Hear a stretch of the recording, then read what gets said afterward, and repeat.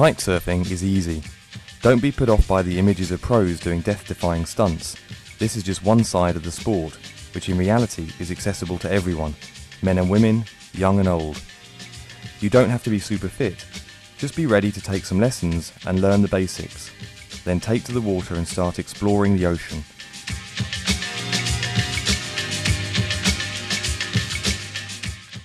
The aim of this DVD is not to replace lessons with a certified instructor. Kitesurfing will be dangerous if you have not learned the basics correctly, so ensure you take lessons with one of the thousands of certified instructors around the world. This DVD will refresh your memory of everything you learned under instruction, and then move you towards intermediate level. We'll highlight the mistakes and issues you'll encounter when working towards your first jump. Try watching this DVD before your first lesson, so everything isn't completely new to you. We want to give you the confidence to ride and improve, so we won't just tell you what to do, but why you need to do it. We'll reinforce the need for safety both on and off the water and throughout the DVD. Safety must become second nature to you.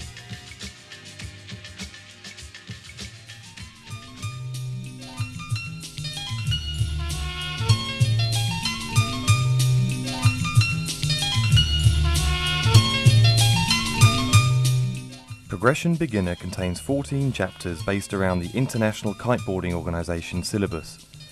This way, everything you see here will build on any lessons you've already had or are going to have.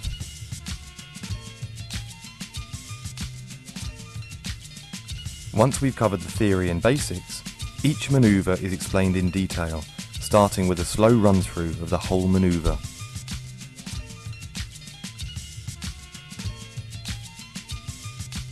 Then we cover the key elements, looking at the kite and bar in detail and their actions at each stage, followed by legs and board in a similar manner. Finally, we explain common problems, looking at each situation you might encounter, the reasons why they happen, and how to correct the mistake.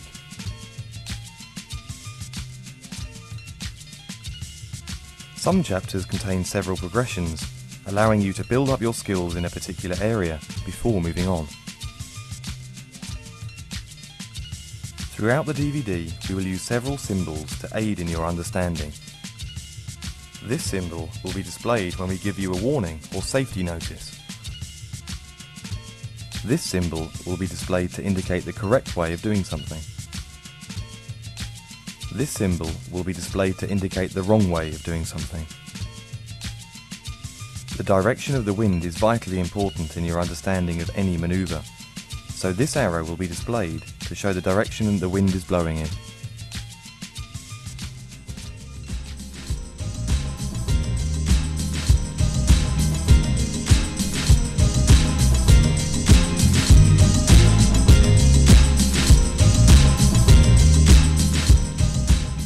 This DVD covers many aspects of kitesurfing in great detail.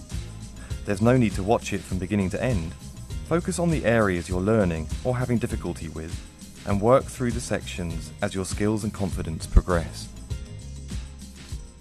We start the instructional aspects of this DVD by discussing theory about the wind, locations, equipment, and terminology, all of which is crucial to your understanding of the sport.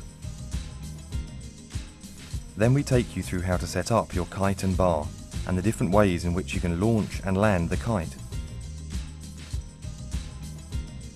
Then it's a quick review of how to fly the kite before you go into the water for the first time, and learn how to body drag and recover your board. Then the first challenge of getting up on the board is covered in detail as we explore water starts. Now that you're up, you must learn the correct stance and how to direct the board so you can ride upwind. We'll look at stopping and coming ashore, and the rights-of-way rules that will make sure you know how to safely navigate around other kitesurfers. And finally in this chapter, we'll show you how to cope with choppy waters and waves, before learning your first trick, riding toe-side. Now you need to know how to turn around and come back to the beach. The change of direction chapter will run through the slide and carving turns and all of the problems you will inevitably encounter. Finally, you are ready to learn to jump, the move that everyone wants to try. It's not very hard when you understand the basics, so here we'll take you through small to large jumps and a few of the advanced tricks you can try as you move on to intermediate kitesurfing.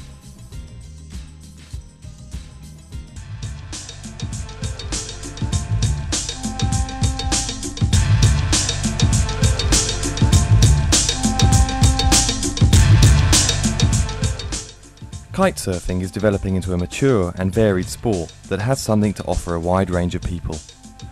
Whether you want to ride waves, learn the fast, technical wakeboard-inspired tricks, jump high in the sky and show some style, or simply cruise around enjoying the freedom that epitomizes kitesurfing.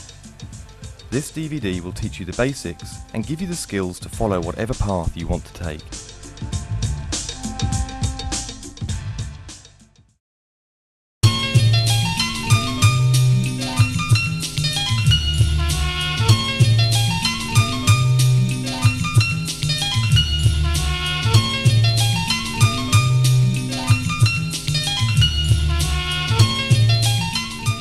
Understanding the location where you'll kitesurf and knowing its limitations is extremely important if you're going to kite safely. When you arrive at a beach for the first time, spend time checking out the area before setting up your equipment. Speak to the other kitesurfers and find out what the conditions are like and if there are any unseen obstructions or local rules you need to abide by. If you do run into trouble, you should know where to end up and always respect local customs.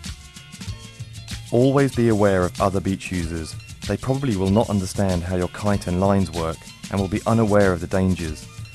So choose a spot to set up your equipment and launch your kite that is downwind of other beach users.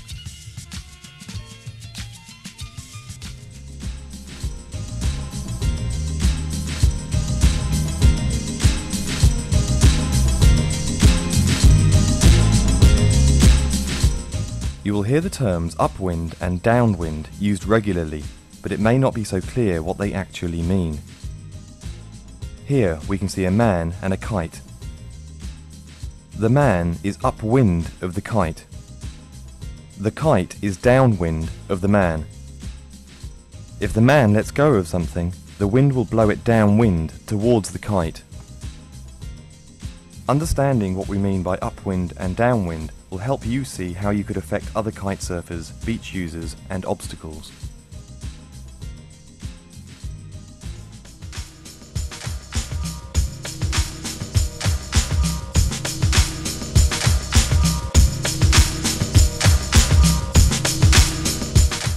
The strength of the wind plays an obvious part in the ability to go out and kitesurf, but so does the wind direction.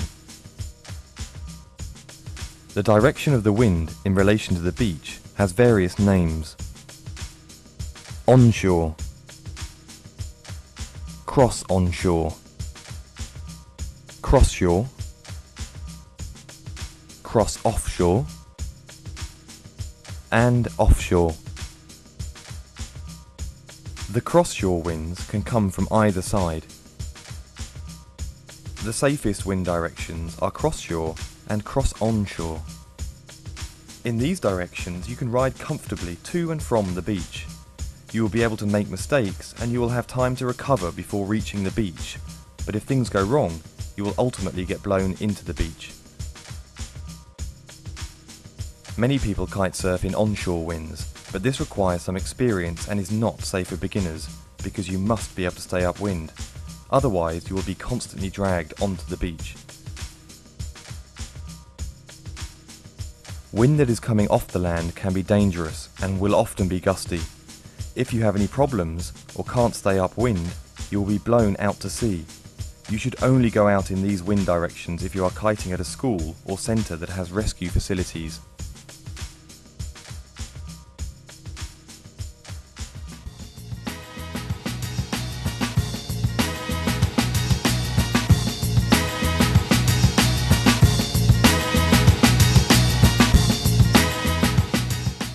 You should always pay attention to the local weather conditions. If you are unsure of the weather forecast for the day, ask another kitesurfer. Many locations have winds that are affected by local climates, and the wind may increase or decrease suddenly, or change direction.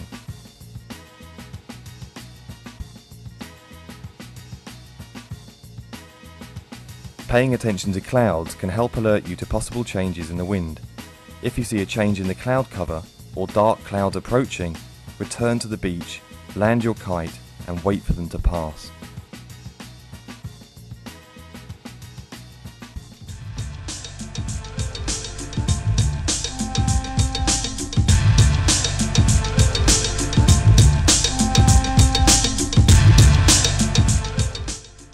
Obstacles alter the wind direction.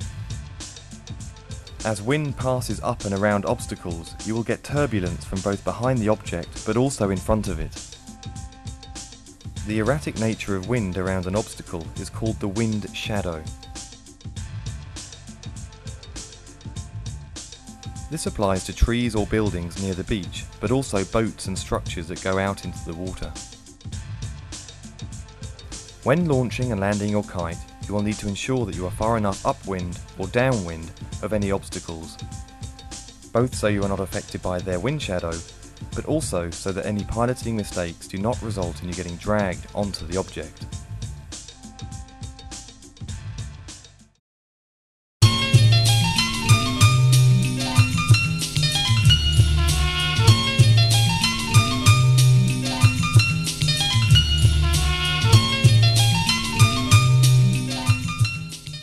Kitesurfing, as with other sports, has its own specific language in order to allow us to describe things by names instead of using sentences. A common language makes it easy for communication between riders, instructors and pupils, and when buying equipment. Here we'll run through some of the equipment and terminology used in Progression Beginner and throughout kitesurfing.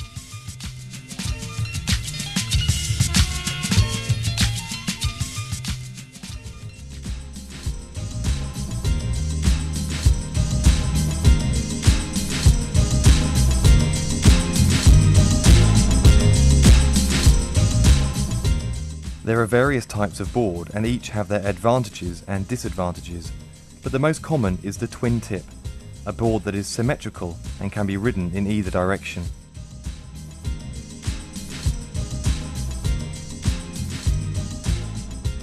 Most boards have foot straps that keep your feet in place and make it easier to direct the board.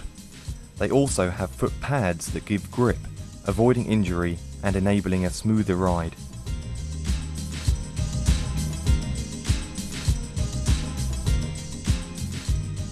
A board has rails, which are the edges running around the outside of the board, influencing its manoeuvring and upwind abilities. Most boards have fins that help keep your course and increase the ability to go upwind.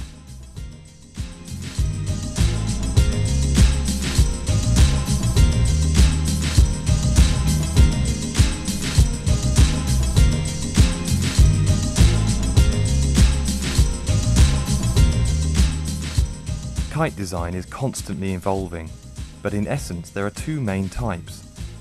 The leading edge inflatable, also known as LEI kites, and foil kites, which have no rigid structure.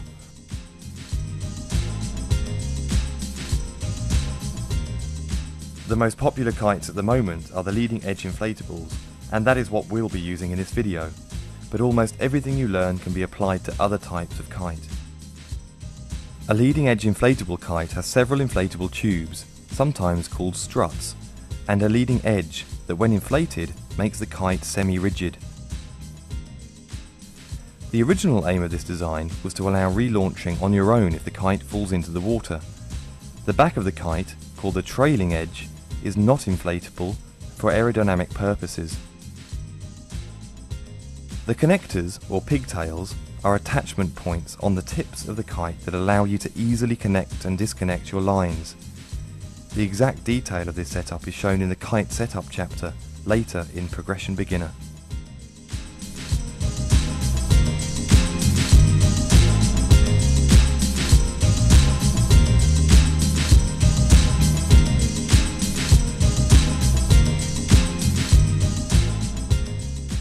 We control the kite using a single bar that is connected to the kite by lines.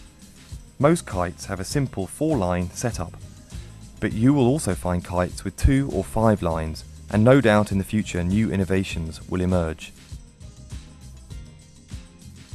The bar will have a safety leash system that is attached directly to you. The front lines of the kite join at the power adjustment strap.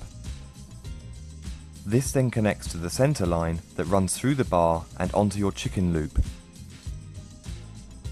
You connect yourself to the kite by hooking into this loop using the spreader bar on your harness. Each end of the bar has a leading line that connects to the back lines. These run up and connect to the back of the kite.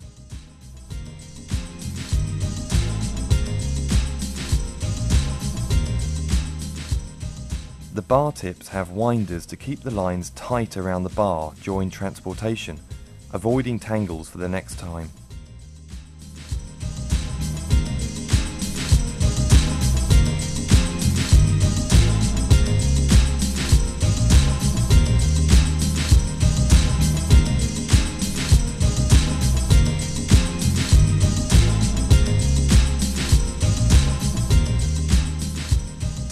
The majority of kitesurfing injuries involve head injuries, so it is advisable to wear a helmet. Throughout your lessons and time as a beginner, it is essential to wear a helmet.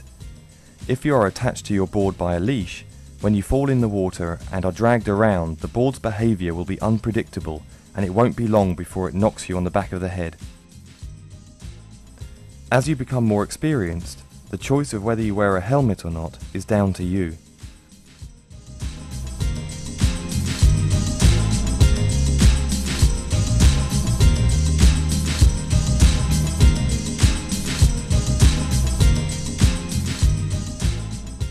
If we hung onto the kite using just our arms, we'd be heading back to the beach pretty soon after leaving.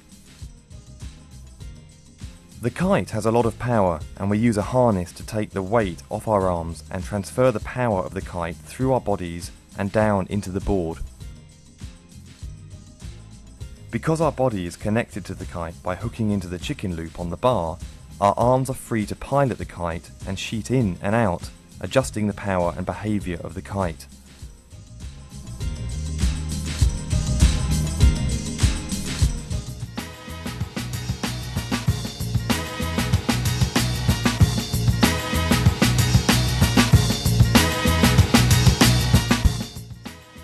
When the kite is flying, you are able to change its power by moving the bar towards and away from you. Pulling the bar towards you will give you more power. Pushing the bar away from you will reduce the power. You can see how this movement changes the angle of the kite in the sky. It is this angle that affects the power and lift the kite generates.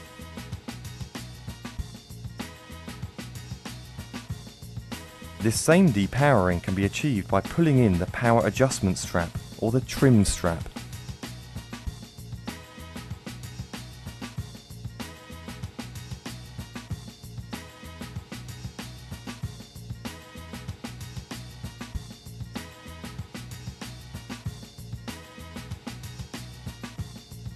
This is the area where the kite can fly, and the pilot is at its centre. Its size depends on the length of the line. The longer the lines, the bigger the wind window. The wind window edge is the area where the kite will fly with the least pull.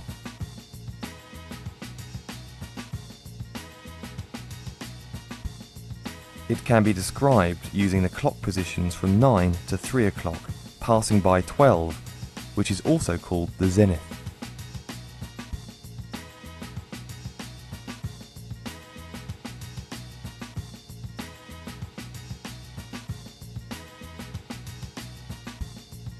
The power area is the downwind part in front of the pilot. When the kite is piloted from one side to the other, it gains speed and generates more pull as the distance between the starting point of the kite and the ending point are bigger.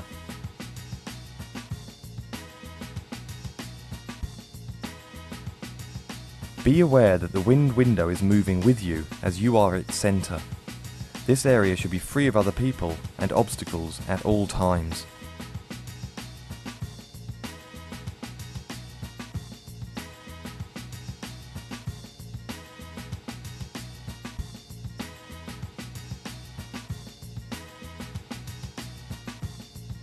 When riding, you will use only one side of the wind window. From 12 to 3 go to the right, and from 12 to 9 go to the left. Piloting the kite fast towards the opposite direction of the motion will usually result in falling in or a jump.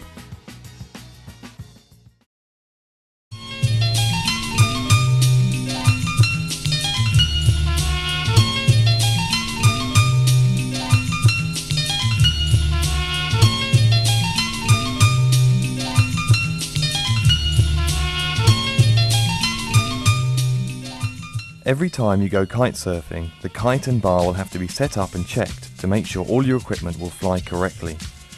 Not paying attention at this stage can lead to some dangerous situations, such as the kite becoming uncontrollable, putting you and others in danger.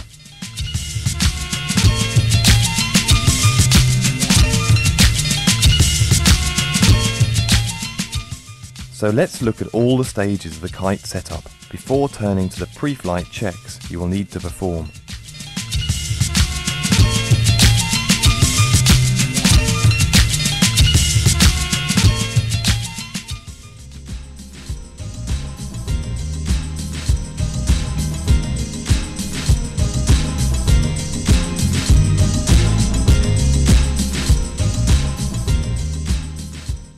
Secure one end of the kite using sand, a weight bag, or your board. This will keep the kite stationary whilst inflating the struts.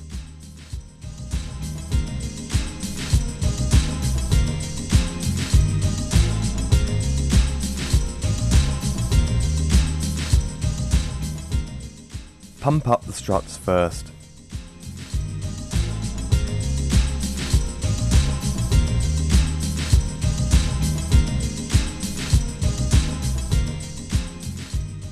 Make sure you inflate them with enough pressure. A soft kite will not fly so well and will be hard to relaunch if you drop it into the water.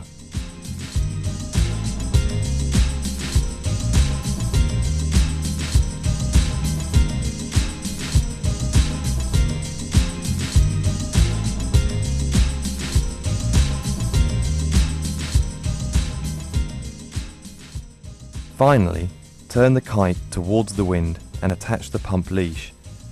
How it attaches will depend on the make of kite. Pump up the front bladder, which is called the leading edge. Pump correctly so as not to hurt your back.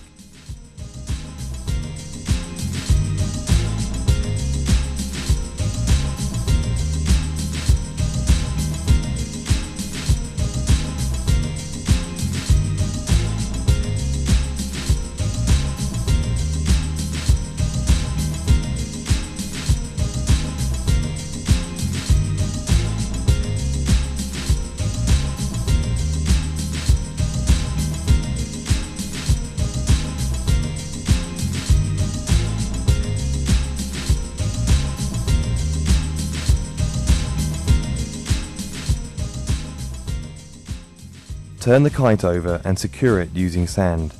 You can use your board or some other object heavy enough to stop it moving. Be careful not to put anything sharp on the kite.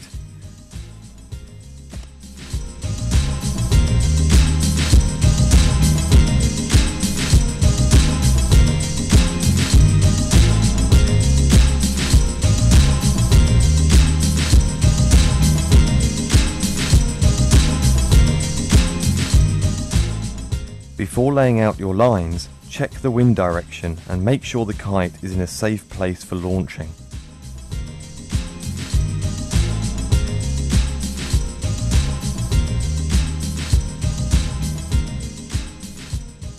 Starting from behind the kite, walk downwind as you unwind the lines.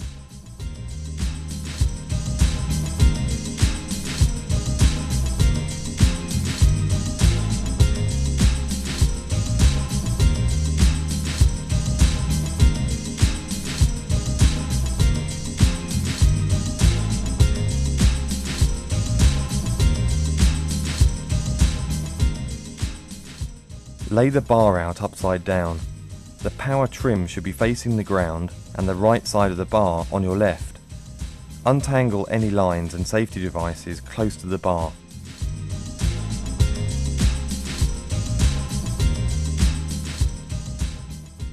Step over the bar so that the centre lines are between your legs.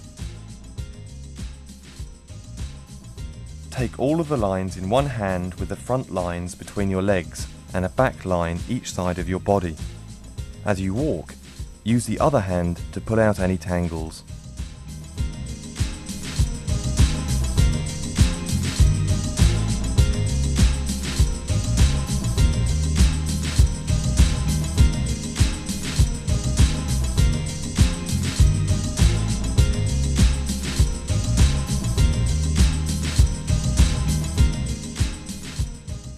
When you get to the end, lay the lines out so the front lines are placed outside the kite tips and the front lines remains in the middle.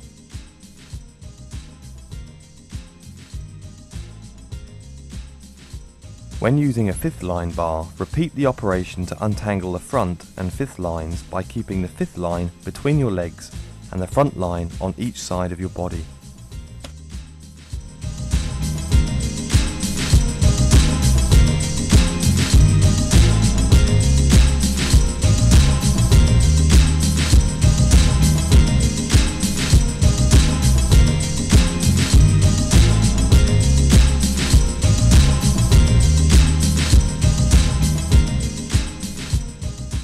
Take either of the centre lines and attach it to the pigtail on the front edge of the kite.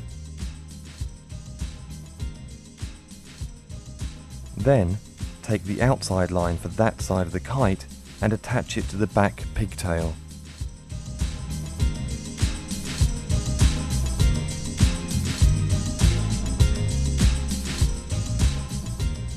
Do the same on the opposite side of the kite.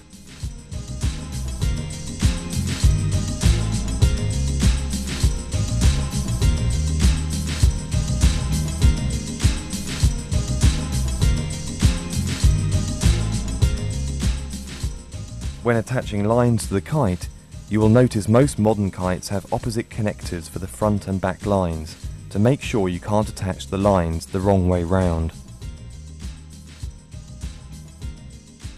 The lines attach using a lark's head knot, a simple type of slip knot. Make a loop in the line. Pass the loop through the loop at the end of the line. Pull the line through on itself.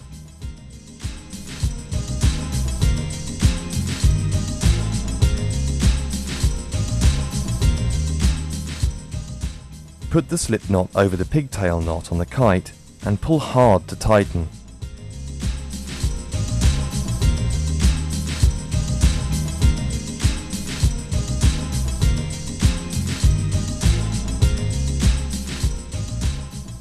The other tip of the kite will have the opposite connector. You make the lark's head loop on the pigtail of the kite and loop that over the knot on the end of the back line.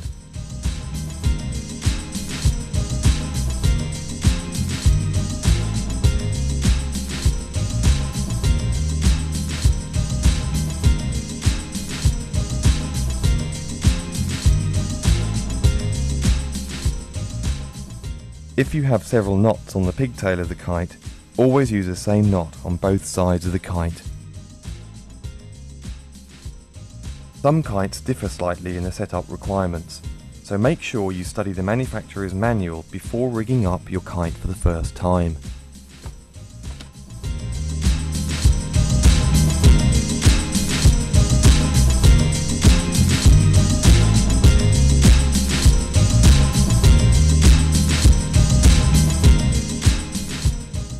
Go back to the bar. If the bar has been moved, untangle any of the lines and lay it out again. Ensure that the trim loop is not caught up. This could mean your lines will be different lengths and cause the kite to fly badly.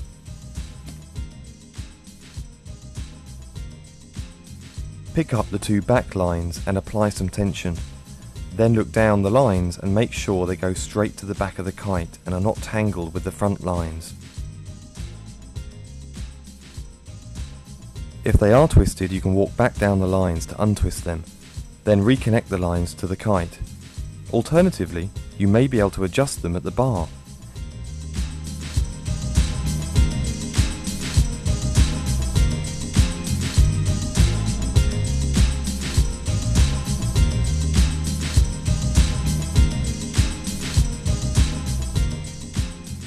If both outside lines are twisted, try passing the whole bar through the middle of the centre lines. You may need to do this several times.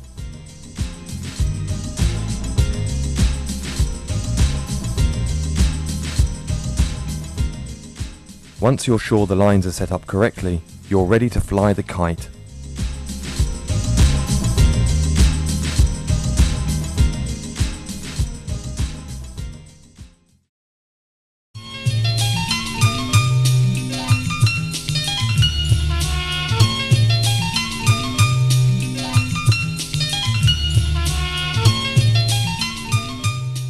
It almost goes without saying that launching and landing your kite is an inevitable part of kitesurfing. You're going to be doing a lot of this, so it's best to get to grips with it first off. We'll show you the best way to launch and land your kite, both with an assistant and on your own, and also how to cope in an emergency. Most kitesurfing accidents happen on the beach, so being confident in your ability to launch and land your kite and being familiar with what to do when things start to go wrong could well be the most important lesson to learn. In order to show both the kite and kiter in the same shot, we used extremely short lines whilst filming. However, this will not affect your ability to learn, as the technique is exactly the same with all line sizes.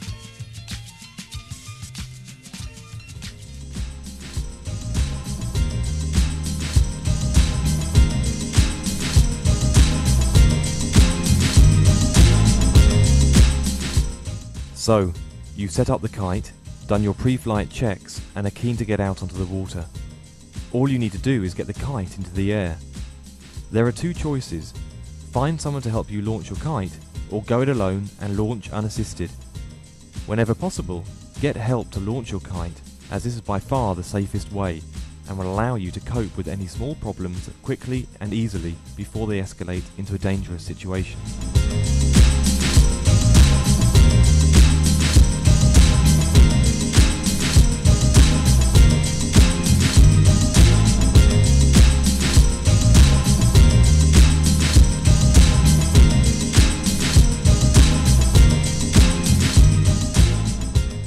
So let's run through launching your kite with an assistant.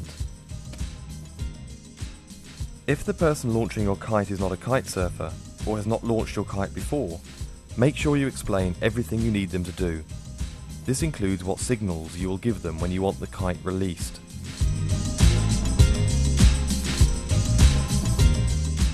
Wear your helmet as you are now ready to launch. Be certain he understands only to release the kite at the thumbs up sign and at no other time. Turn the kite over and position it in your assistant's hands.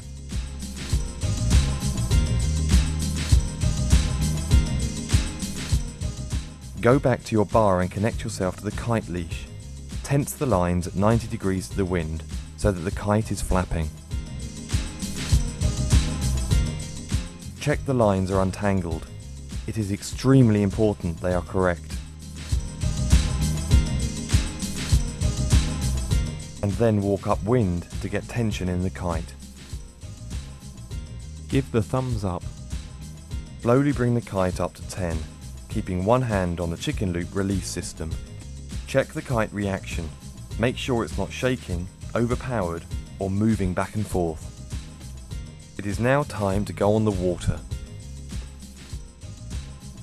A key factor is to never launch until you are 100% sure that everything is set up correctly.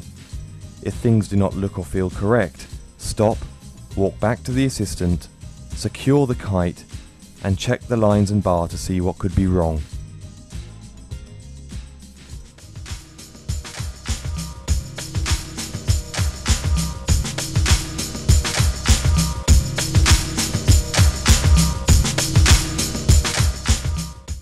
The crucial part of launching the kite is to position yourself at the correct angle to the wind.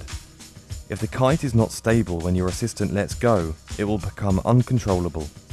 So start downwind of the kite and walk towards the wind. Watch the kite until the material stops flapping and stabilizes. Remember, it is your job to move around and get in the correct position, not your assistant.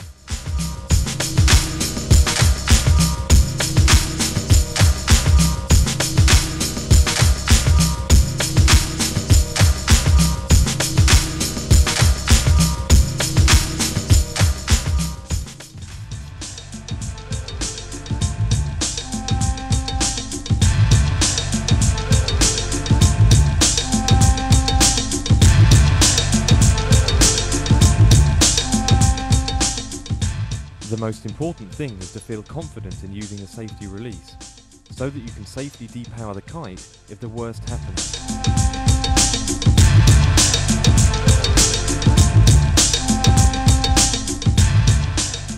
You launch the kite and it falls back into the wind window. This happens if you have launched the kite while being too far downwind of the kite. It may also occur if the assistant throws the kite when they release it. If this happens, you may be able to recover by running upwind to correct the angle, but be prepared to use your safety system. In future, ensure that the kite material is not fluttering before launching.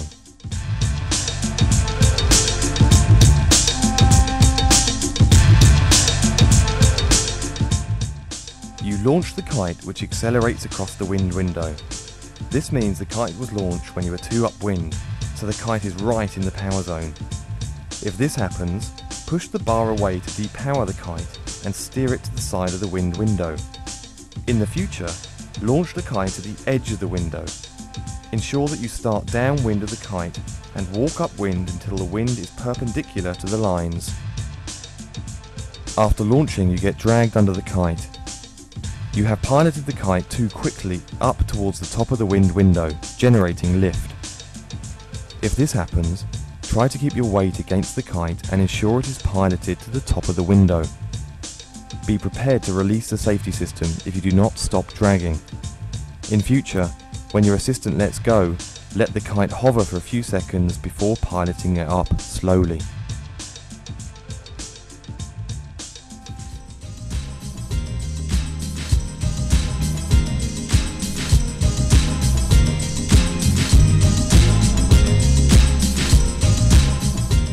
When you can't find anyone to help you launch, then the only choice is to perform a self-launch. As always, you should be confident in your ability to kite in the current conditions, but even more so in this case, as you will not have anyone around to help you land the kite if the need arises. So be prepared to use your safety release system in order to land the kite in an emergency. So let's run through the full self-launch procedure. Run through the pre-flight checks to ensure the kite is set up correctly. Take the kite and hold it by one of the tips, allowing it to blow downwind.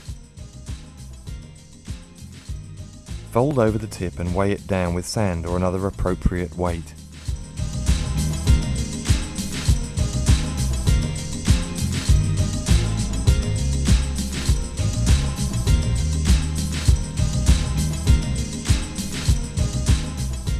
Check the kite lines are not tangled up in the strut's tip.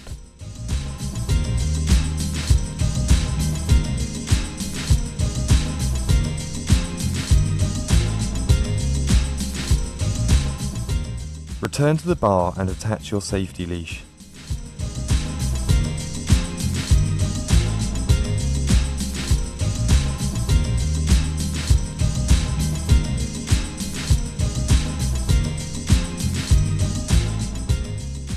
From the downwind position, walk towards the wind until your lines are at 90 degrees to the wind. Be careful not to put too much tension in the lines at this time.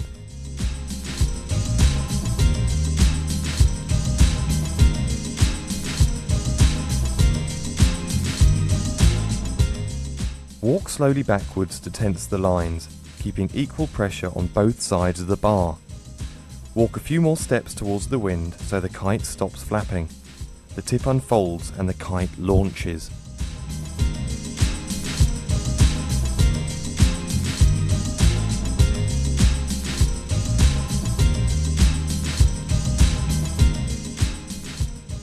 Do not pilot the kite up until it has released all of the sand and you are sure it is flying properly.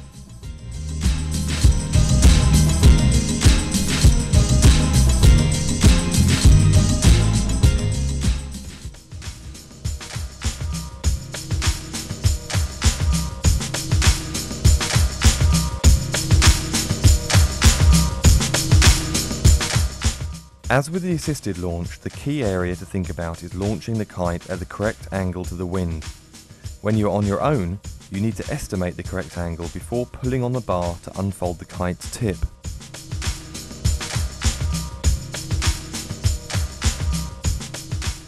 Hold your bar loosely in one hand, with no tension in the lines. Point the bar at the kite, positioning yourself so the bar and the edge of the kite are in line.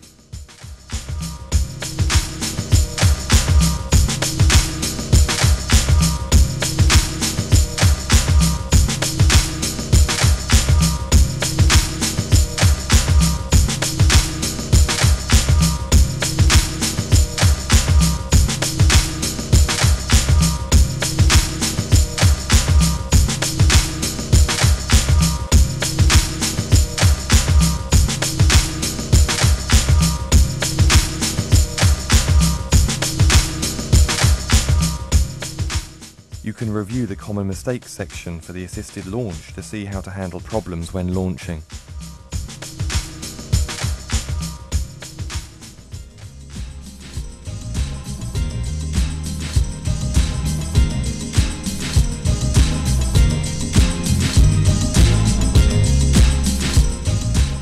As with launching, it's always best to try and find someone to help you land the kite. Hopefully this will be another kite surfer who will understand what they need to do. But if you get an inexperienced person to help, be aware that what they need to do may not be so obvious to them. Without instruction, someone may grab the wrong part of the kite or let go too soon after landing. Of course, there will be times when there is no one around that can help. Then you will be forced to land the kite using your safety system alone.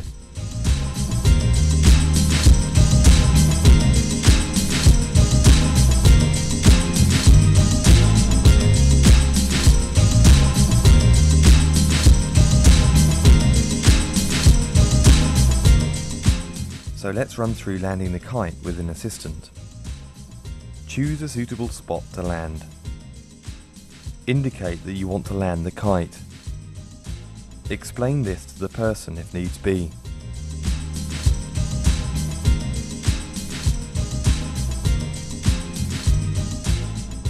Lower the kite through the edge of the wind window.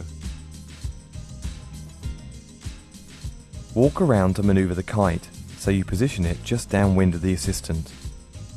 The assistant will then walk in and take the kite. Move towards the assistant to release the tension on the lines. Unhook, but stay attached to your safety leash and retrieve the kite.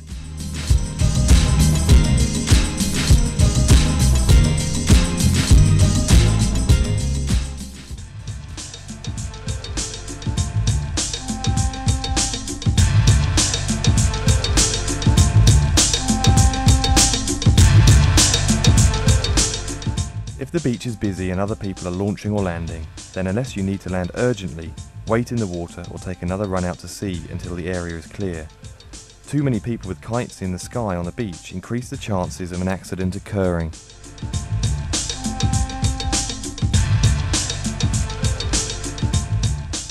If the person landing your kite is inexperienced, explain to them exactly what you want them to do.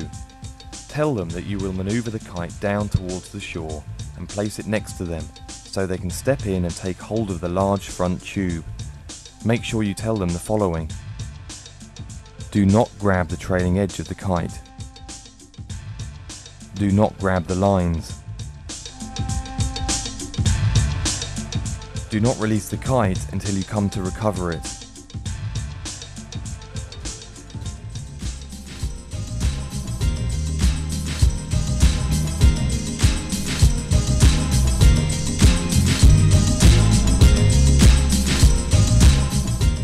So let's run through the full landing alone procedure. Choose a spot to land the kite that has enough space downwind for the kite to fall.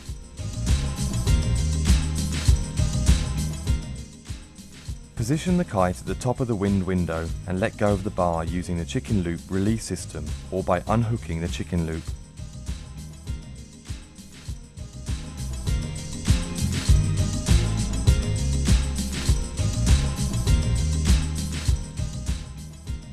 The kite will now depower and drop from the sky attached to you by the safety leash line.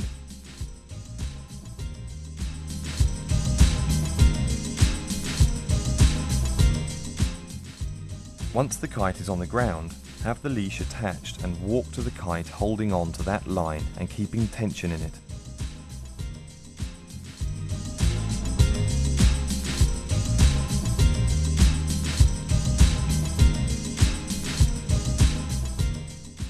Grab the kite and position it correctly and secure it.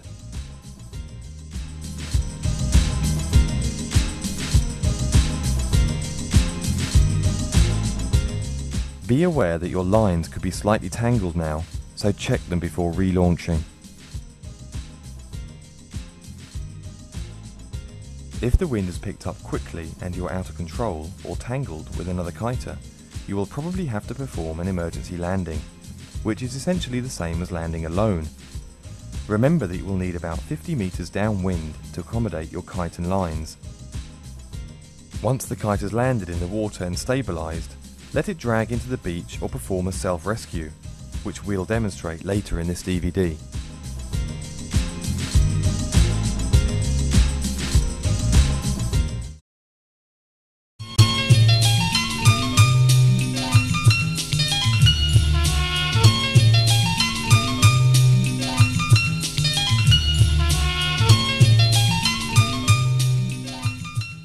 Your skill and confidence in flying the kite will have the biggest impact on your success as a kite surfer. Your kite is the power source that drives the board, and you must learn how to pilot the kite successfully so that it generates pull, but also how to lose power when necessary. When a kite is flying in the air but stationary, there is equal tension in each of the lines connecting the kite to the bar. To turn the kite, we must change this tension so that one line has more tension than the other. We do this by pulling on one side of the bar, which will turn the kite in this direction. To pilot the kite back in the opposite direction, we simply straighten that arm and pull on the other side of the bar.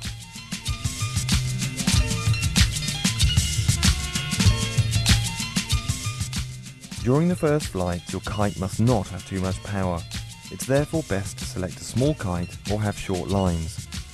Your bar should also be equipped with safety systems, as you will pilot unhooked and need to be able to depower the kite completely by simply letting go of the bar. In this case, the kite will safely drop from the sky with you attached.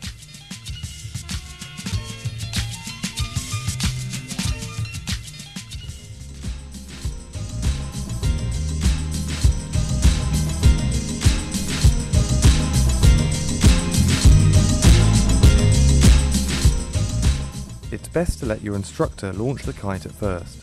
This way you can practice piloting before launching the kite the first time. This is because launching the kite requires a degree of skill that only comes with practice. First, work on keeping the kite in the area above your head. Relax and let your arms be stretched out by the pull of the kite. Pull slightly on one side of the bar, and as the kite moves, pull on the other side to stop the kite. Repeat this, moving the kite towards the other side.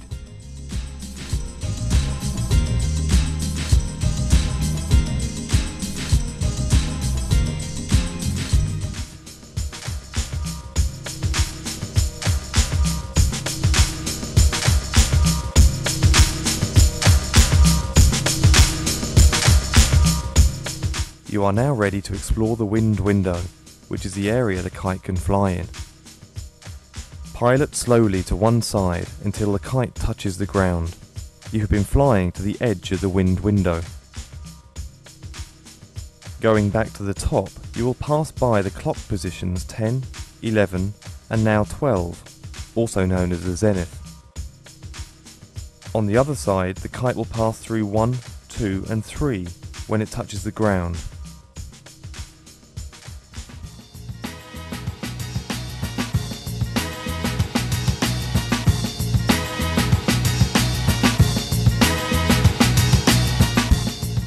Starting with the kite at the top of the wind window, pilot to the right and the left, keeping it in the upper area.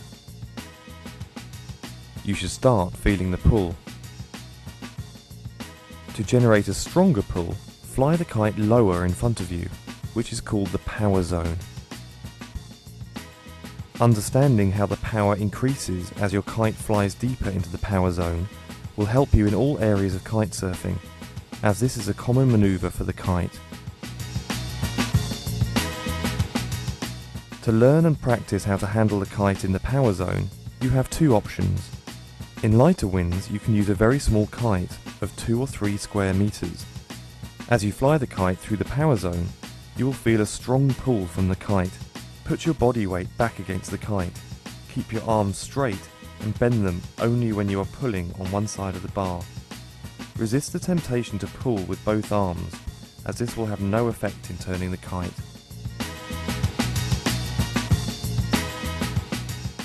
Your second option is to go into the water and body drag downwind, but you must have learnt to relaunch the kite.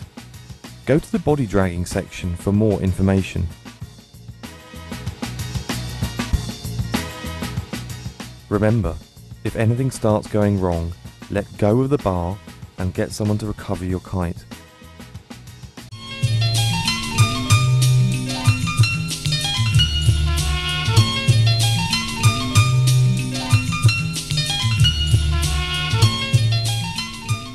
When you learn to kitesurf, your introduction to the true power of the kite will be using it to drag you downwind. This is essential, as there are always times, no matter how good you become, when you need to body drag to recover the board or return to the beach in difficult conditions. In this chapter of Progression Beginner, we will introduce you to the first body drags downwind before moving on to show you some of the tips to help body drag upwind and recover your board.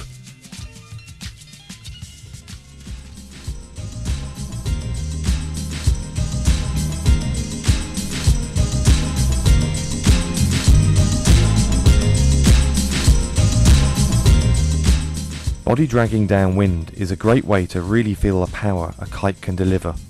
With no board to get in the way, you can experiment with flying the kite through different parts of the power zone and see how it affects the pull you receive.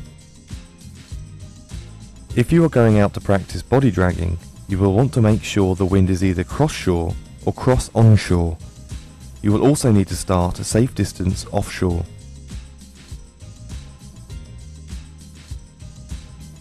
So, walk out into the water with the kite at 11 o'clock. Lay forward into the water and pilot the kite down to the edge of the window and let the kite pull you.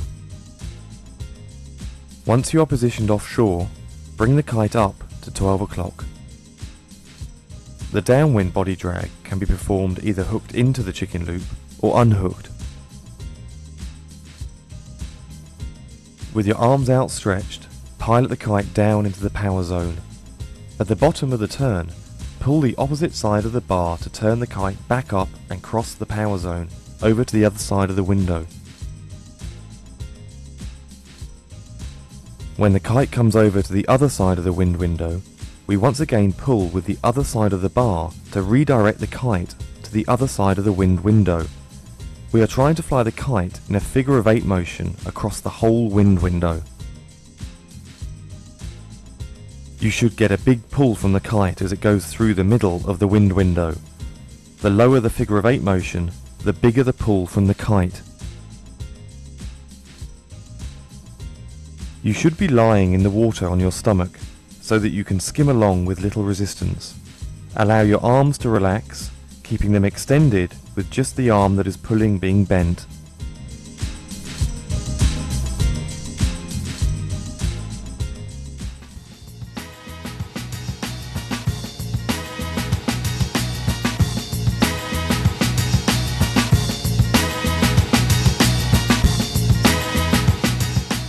Once you start jumping, you will want to remove your board leash.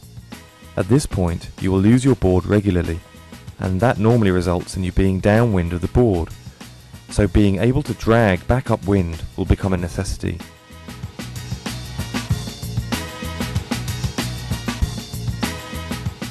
The key to upwind body dragging is going slowly. Big movements of the kite in the power zone will simply send you off downwind.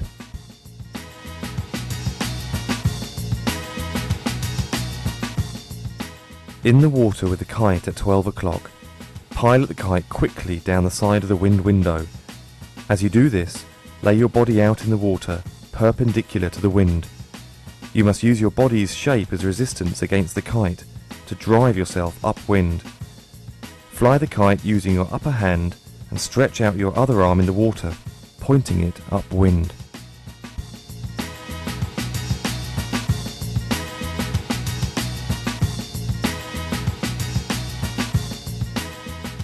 If the wind is strong enough, you will be able to leave the kite at the edge of the wind window at 10 or 11 o'clock. But in lighter winds, use slow, gentle movements of the kite close to the edge of the wind window to keep power.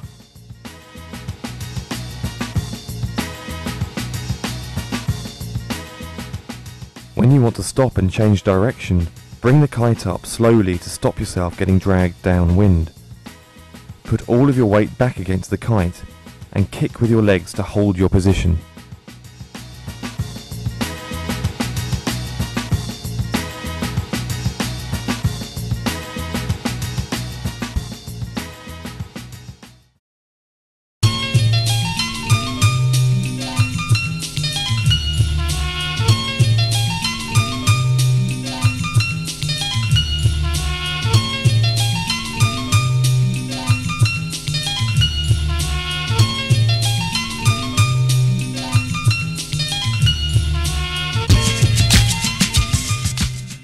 Water relaunching your kite is an inevitable part of kitesurfing. Everyone uses this technique again and again, however good at kitesurfing they are. This method would allow you to relaunch relatively easily, but will take time and practice to master. For that reason, we've dedicated an entire chapter on Progression Beginner to mastering this technique. Sometimes it won't be possible to relaunch the kite. Maybe the wind has dropped, there is a strong tide, or your kite is damaged. In this scenario, it will be necessary to self-rescue by gathering and controlling your kite and lines in preparation for swimming ashore or being rescued.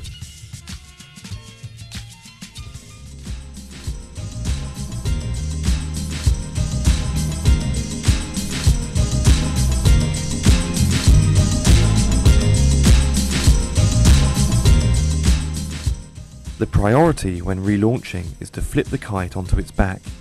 This stops the kite pulling you downwind, giving you the freedom to swim and maneuver the kite.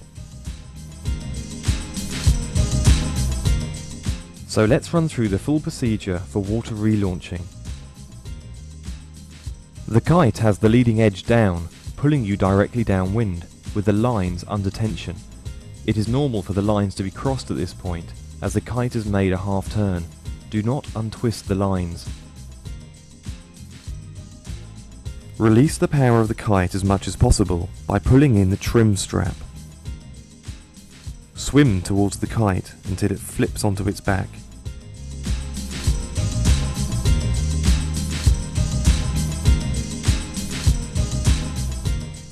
When the kite flips over, stop swimming towards the kite and pull the bar on the same side you want the kite to go to.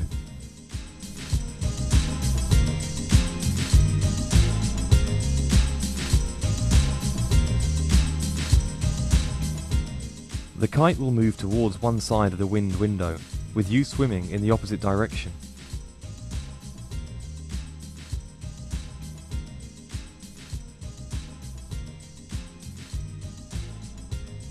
Once the kite is towards the edge of the wind window, pull on the side of the kite that is already in the air. As the kite starts to pull and leave the water, slowly pilot the kite up.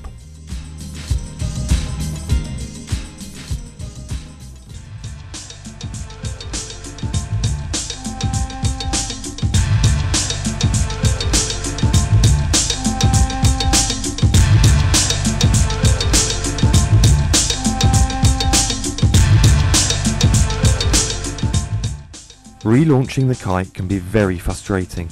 It can feel impossible to actually get the kite out of the water. But there are actually plenty of tricks to help you launch the kite from these seemingly impossible situations.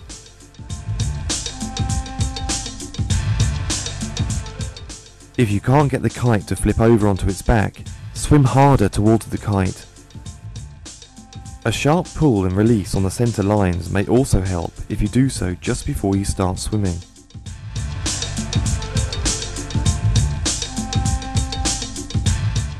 If the kite is stuck directly downwind with the tips up, swim to one side and pull the lines on the opposite side. This should help rotate the kite.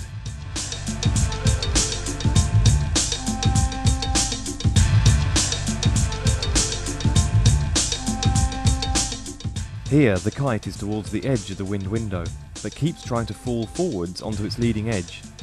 If this happens, you are piloting the kite up too soon. The kite is not quite far enough to the edge of the wind window. Stop pulling with the top side of the bar and instead rebalance the kite by pulling gently with the bottom hand.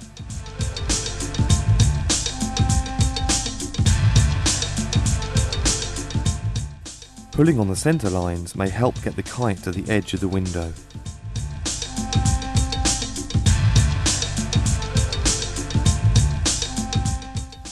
Sometimes the kite launches but falls back, landing trailing edge down. This is obviously very frustrating and is normally caused because the wind is light and the kite doesn't have enough power when it reaches the edge of the wind window. If this happens, pilot the kite sooner before it reaches the edge of the wind window. If you are not wearing a board leash, it can be very difficult to relaunch the kite and keep hold of the board. You have two options.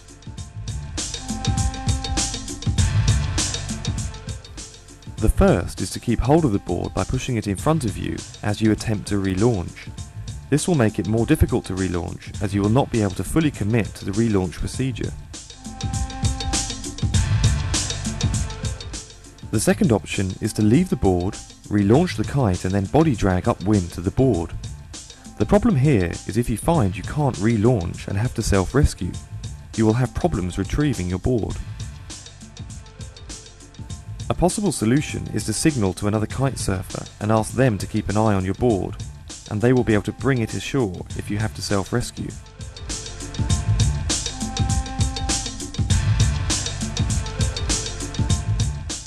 One last thing to remember, ensure that you pump up the kite fully. If any of the struts are underinflated, it will severely impair your ability to water relaunch the kite.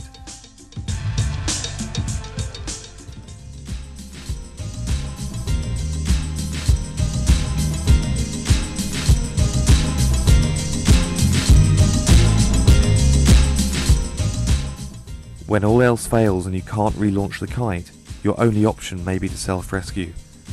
There are two types of self-rescue, both involving rolling up your lines and bar in the water. Then you either keep the kite inflated and swim in, or deflate the kite because a boat will rescue you. So let's look at a full run-through of the self-rescue procedure. With the kite in the water and directly downwind, first depower the kite by releasing your safety system. This might mean simply unhooking or releasing the chicken loop, or possibly pulling a safety release. Wait until the kite is fully open and settled in the water. Then, recover the bar using the single line left, and keep the kite open by tying the line on the end of the bar or winding it up onto the leash.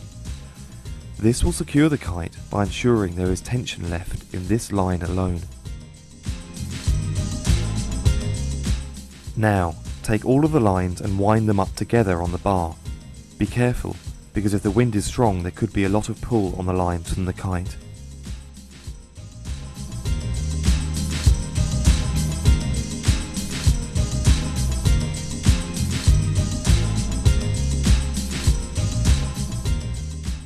If the kite, for whatever reason, is pulling dangerously, release the bar and leash immediately. Upon reaching the kite, leave the lines attached to the kite but tie them off so they can't unwind. In windy situations, put the leading edge under your armpit so you can tie the line on the bar without tension. If the wind is onshore or cross-shore, use the kite as a sail to pull you towards the shore.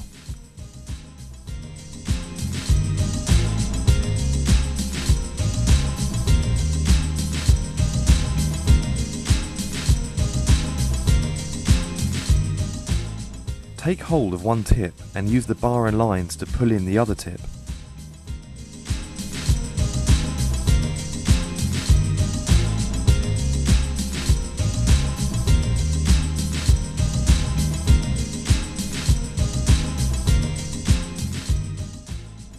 If the wind is very light or is switched to offshore, take hold of the kite in the middle of the leading edge bladder and swim to the shore.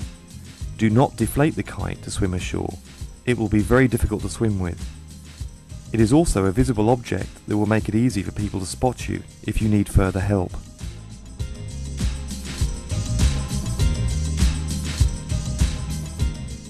If there is a rescue boat, deflate the leading edge of the kite and roll the kite up. Use your leash or the kite lines to secure the rolled up kite.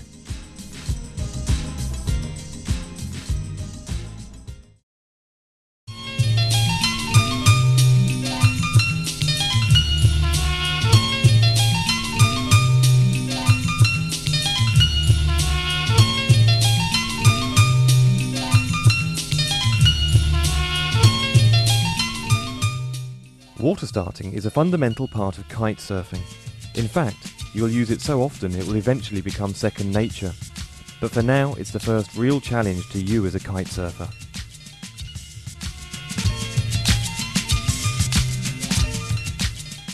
Before attempting a water start, you must be comfortable flying the kite across the wind window and be able to control the kite with one hand. You'll need a free hand to recover the board and put it on your feet. Even though most of the focus is on the board for this manoeuvre, don't forget to keep an eye on your kite.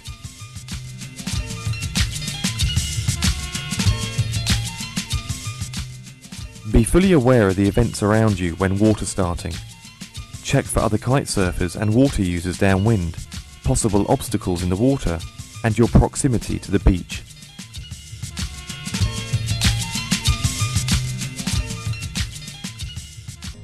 Let's start with a full run-through of the water start.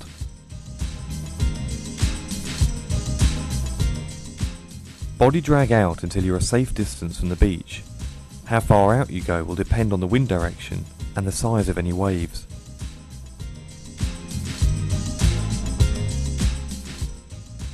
Bring the kite up slowly to 12 o'clock.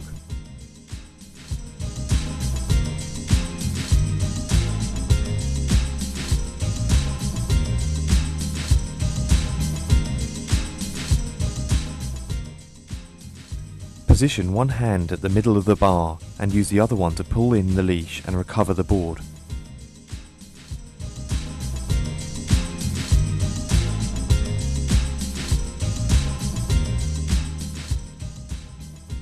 Take the board by one foot strap, bringing it in front of you.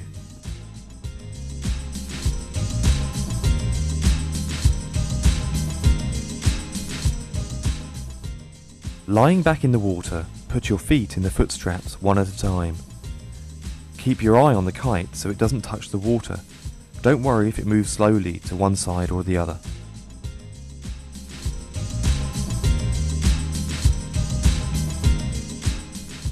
Put both hands back on the bar. Keep your weight back against the kite and your legs pulled towards your shoulders. The front legs should be less bent, allowing you to get speed after getting up on the board.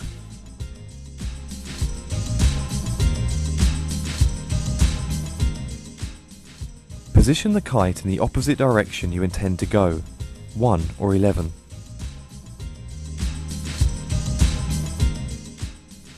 Dive the kite into the power zone in the direction you want to go.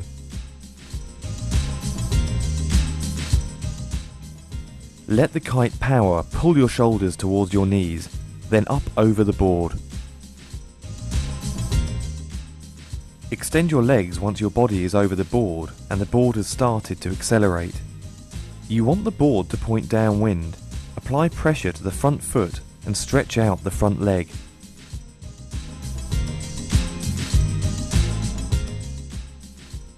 As you gain speed, transfer weight between your heels.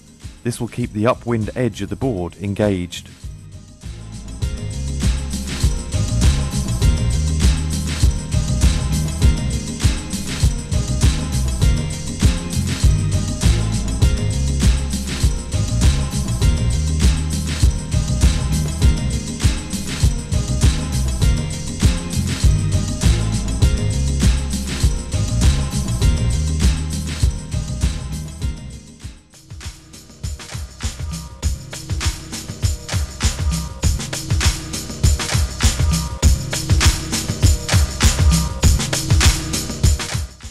Make sure the kite isn't moving fast while getting the board onto your feet by having your hand in the middle of the bar.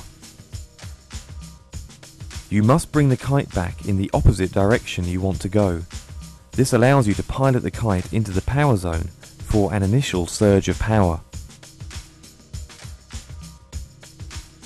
How deep you have to dive the kite into the power zone depends on the wind strength. In all cases, it is better to pilot the kite from one side to the other on the higher part of the wind window, then gradually lower it to reach the perfect power and to avoid being pulled over the board. This way you can't fail to water start. Light wind.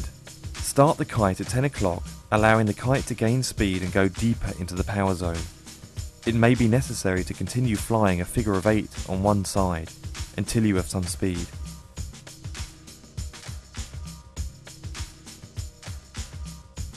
Strong wind. The kite shouldn't need to dive fast. Piloting from 12 to the side you're going should be enough.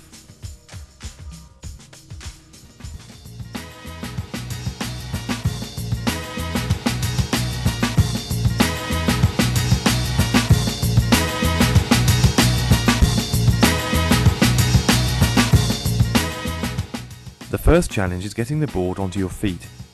Keep your weight back against the kite and the legs pulled into your chest. Try and get the first foot into the foot strap as quickly as possible. Then you can move the other foot into the remaining strap. With the kite directly above and stationary or in slow motion, you will be able to keep the board in front of you and avoid getting dragged over it.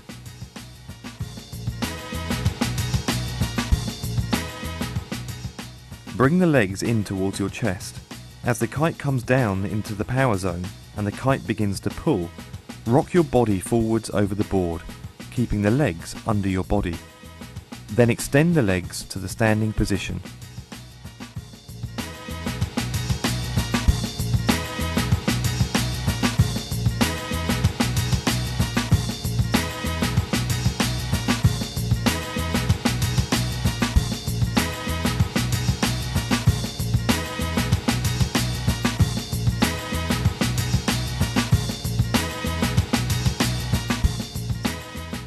Once over the board, weight should be applied to the front foot. This will flatten the board and allow it to accelerate downwind.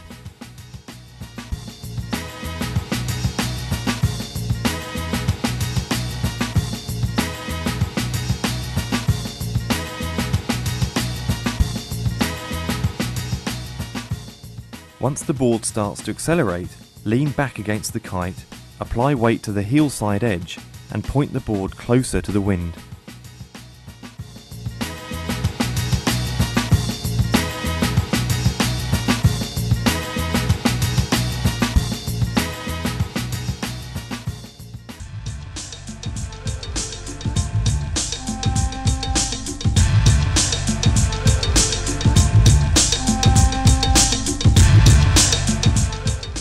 When getting the board onto your feet, you twist around to face the wrong direction.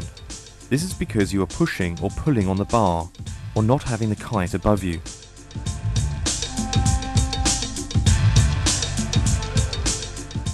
Once the board is in place, if you put any pressure on just one foot, it will cause the board to spin you around. Play with your foot pressure on the board to keep your body in the right position before doing your water start. You might find it helps to place your hands close to the center of the bar to avoid making accidental movements with the kite. If you are twisting around to the right, then you have too much pressure on the left foot. Push on the right foot to bring yourself back round.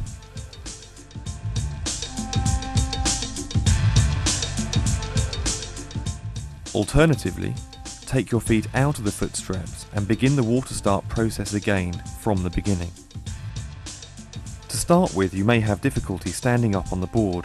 There are two possible reasons. The first is that you are being too timid with the kite and not dropping it far enough into the power zone.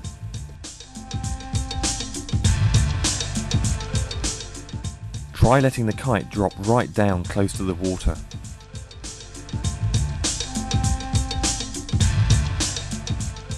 You could also be keeping your legs too straight.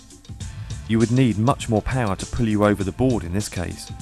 Try bending the legs right up to your chest.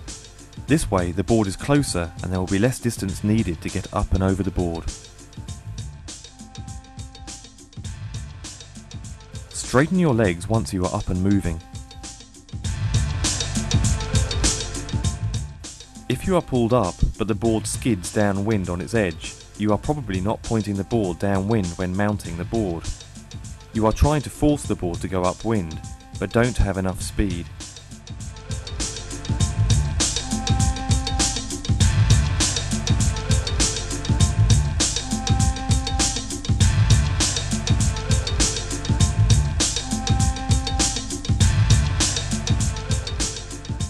Remember, as you get pulled up onto the board, keep the back leg bent and push out with your front leg to direct the board downwind.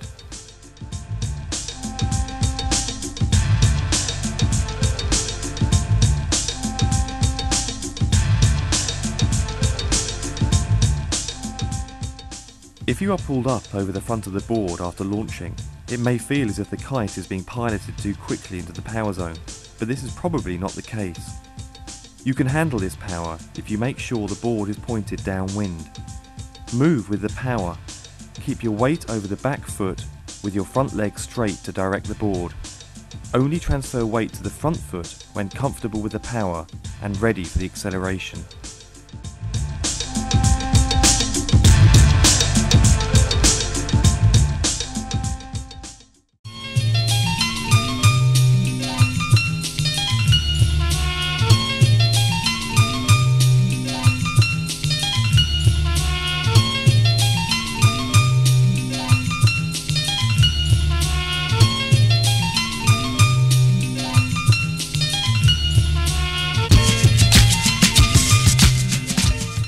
The ability to ride comfortably, maintain control, stop when necessary and stay upwind is all linked to the rider's balance, skill at edging the board and control of the kite.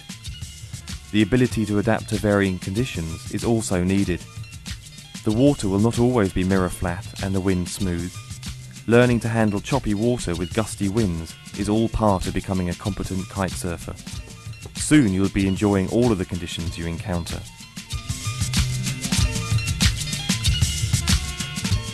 In this chapter, we'll run through the various techniques you'll need to master one by one and explain how to stay upwind. The rights of way rules that you should understand when kiting with other people will be explained, along with staying in control in choppy water. Finally, we'll introduce your first new move, riding toe side.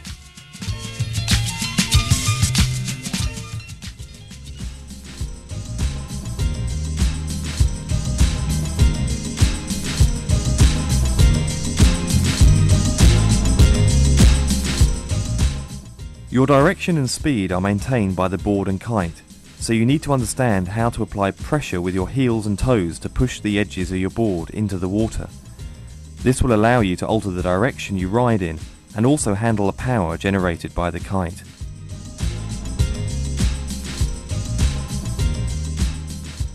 The thing that you'll do more than anything else in kite surfing is ride with the edge of the board under your heels pushed into the water. This is achieved by applying pressure to both heels.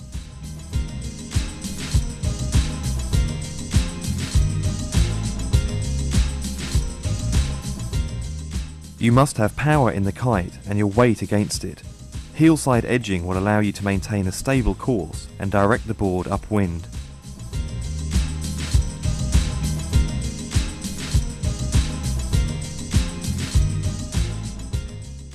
The opposite action to the natural stance of heel side edging is to apply pressure to the toes of both feet, which will have the effect of flattening off the board. With further pressure, you can direct the board downwind.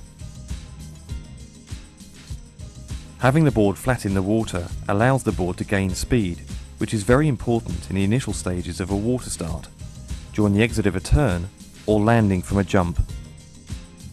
Using more toe side pressure will in turn initiate carving turns, a subject we'll cover later in this DVD.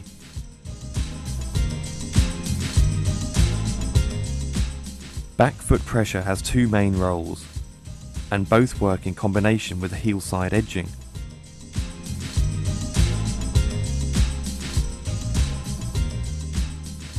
It also lets you handle more power from the kite.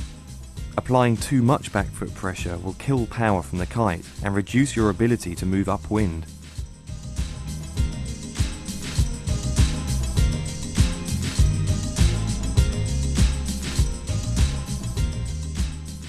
The use of front foot pressure is equally as important, as it allows you to gain speed and maintain a course upwind by keeping the full edge of the board in the water.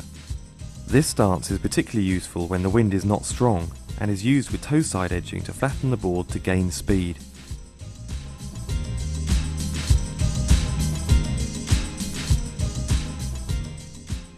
Using a combination of these edging techniques will allow you to direct the board confidently and move both upwind and downwind, avoiding other kite surfers and obstacles along the way.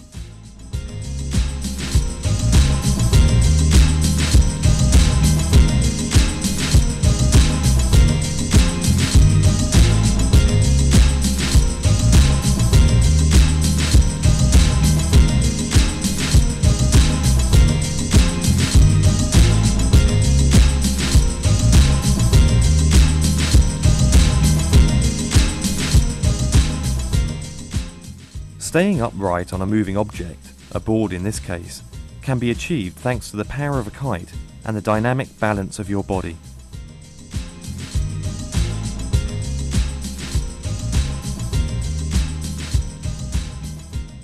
The body position whilst kiteboarding is very important and must adapt to wind and water conditions. The correct body stance enables the edging techniques to maintain control and also ensure that riding in awkward positions doesn't exhaust your body.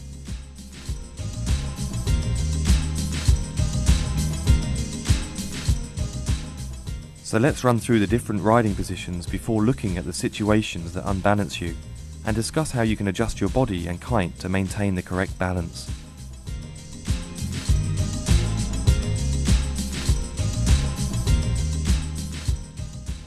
In lighter winds, your body position should be such that your back leg is slightly more bent than your front leg. Your arms are slightly bent, allowing you to fly the kite. You are leaning slightly on the heel side edge. Your hips, head and shoulders are turned in the direction of travel.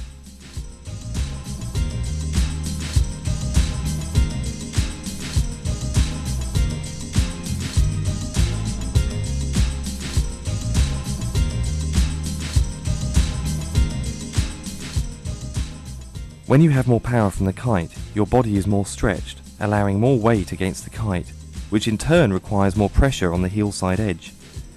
Your arms are stretched to depower the kite.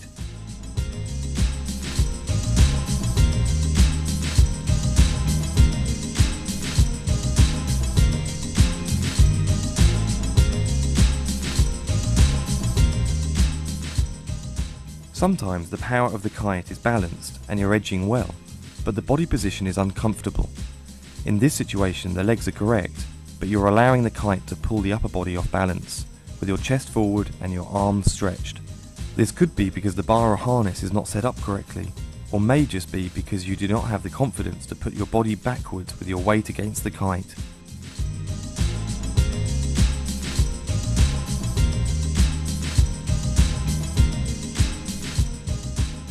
Push your shoulders backwards, allow your hips to come forward slightly, and commit fully to putting your weight against the kite through the harness.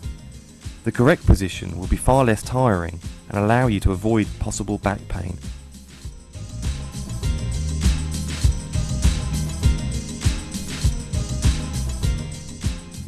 When the wind drops slightly, there is a tendency to fall backwards. To avoid this, fly the kite towards the top of the window and pull on the bar to increase power. At the same time, bend the legs and bring your chest forward over the board.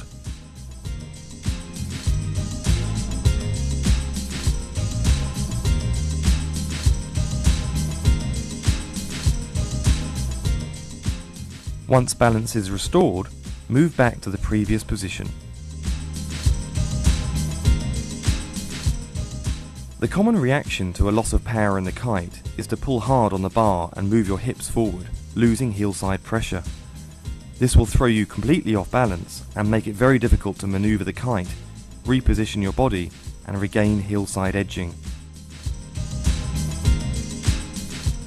Try to resist this movement and instead use the technique just described by bending the legs and bringing your body forward over the board to gain speed again.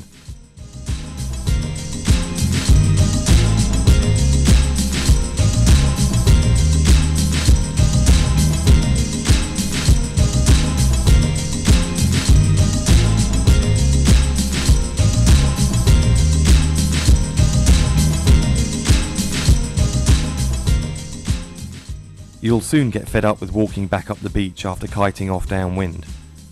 This is the time to refine edging and balance technique so you can stay upwind and kite from the same spot all day.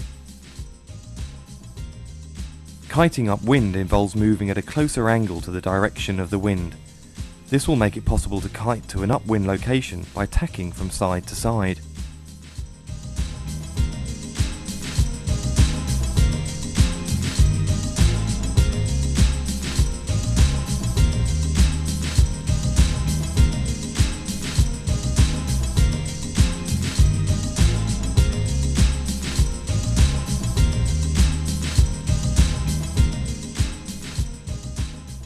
To kite surf upwind successfully, a balance must be found between direction and speed.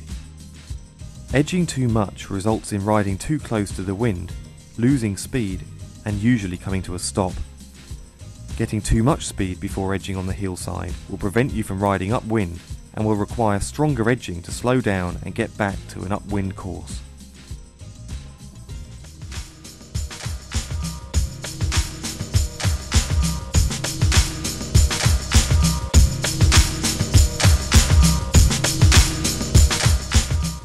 You must have enough power from the kite to maintain speed and keep an edge. In an ideal situation, the kite is placed at half the height of the wind window, but can be flown up and down to increase the power.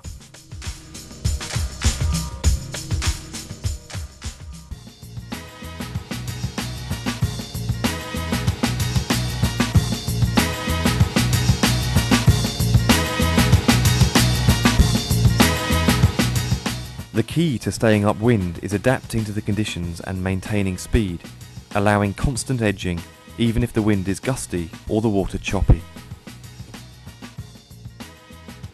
It's all down to your ability to synchronize the kite piloting and edging. You must learn to edge enough on your heel side to handle the power from the kite. The stronger the wind, the harder you will need to heel side edge. Ensure that your weight is balanced correctly between the feet to keep a straight course. Use back heel pressure to direct the board upwind initially.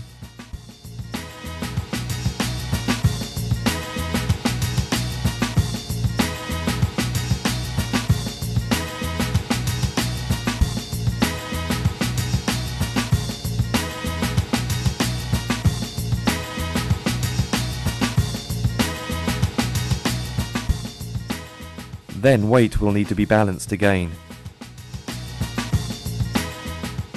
But the stronger the wind, the less front foot pressure will be needed.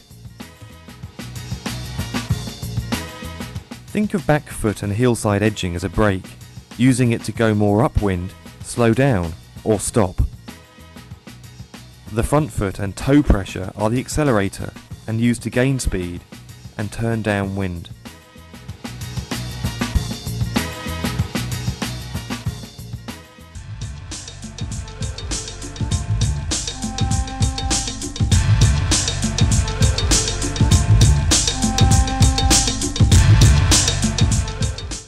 If you move fast but cannot get upwind, The kite may be too high, resulting in you not being able to exert enough back foot and hillside pressure. Ensure the kite is at least halfway down in the wind window.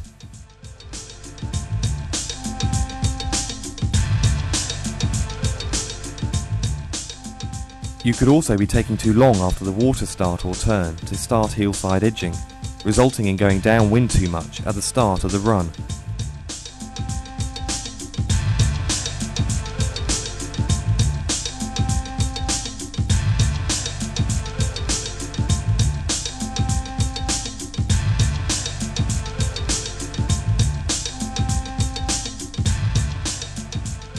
Start edging as soon as you have enough speed to maintain edging on your hillside.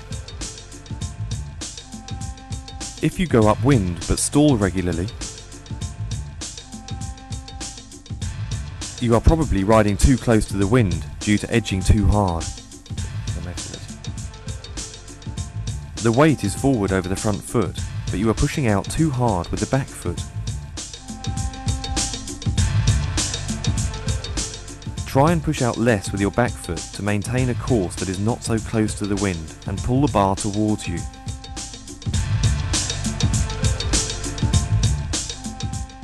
When you are overpowered, it can be a struggle to stay upwind. Ultimately, you will need to use a smaller kite or board, but this might not be possible immediately. The key to handling so much power is edging and controlling the speed. From the time you water start, you need to use small, slow movements of the kite and start edging hard immediately. Keep the board speed slow by riding close to the wind with lots of pressure on the back foot. Lower your kite when edging hard.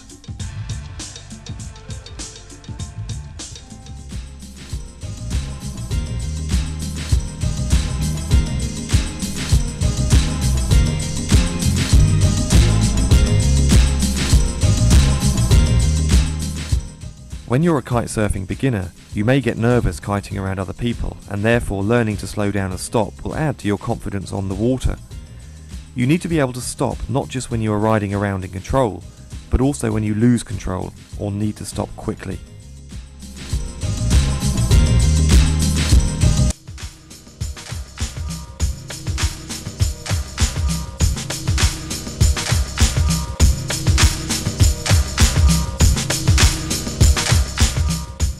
The key to stopping quickly is using the skills you have already learned from riding upwind. Force the board to head upwind so it stalls. Do this by keeping the kite still and edging hard, putting your weight over the front foot.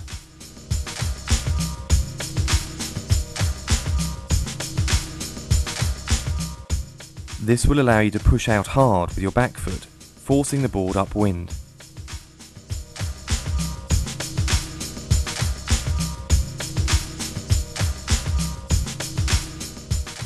As your board speed reduces, slowly bring the kite up to help you keep balance. You will then drop in backwards or regain balance and continue on.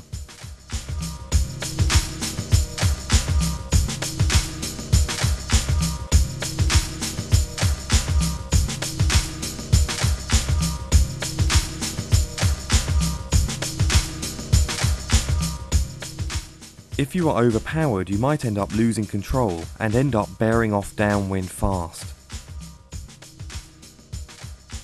The first instinct will be to bring the kite above your head in the hope of losing power.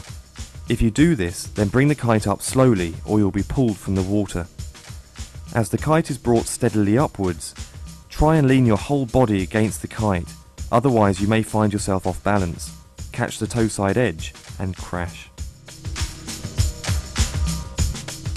This solution will work if you're in an area with no other kiters or obstacles, but you will have very little control and have to wait for the speed to slowly decrease before falling in backwards.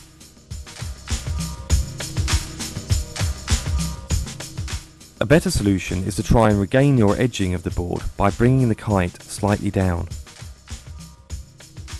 Lean back against the kite and move the bar away from your body to depower the kite. Keep your weight over the front foot and push out hard with the back leg, with the board's edge pushed deep into the water.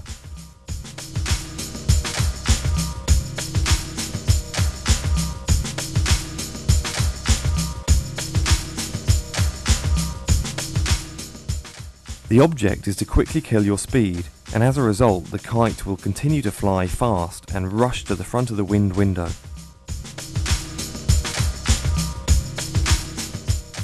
This method takes some practice, but when mastered will become one of the most important ways of staying in control on the water.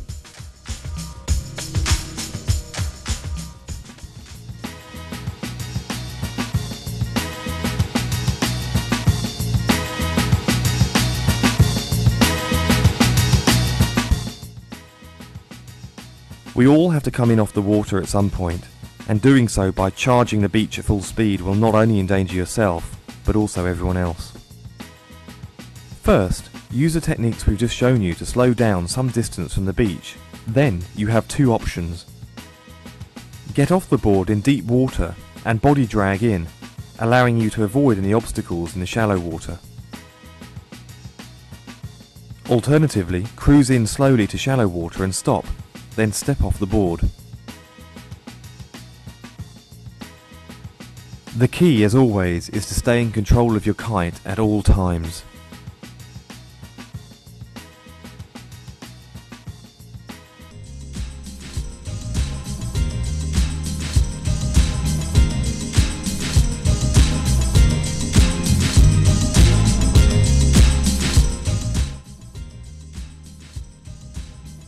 Once on the water and kiting around, you will come into close contact with other kiters and will need to ensure everyone's safety. The right of way rules will help you figure this out as you go along.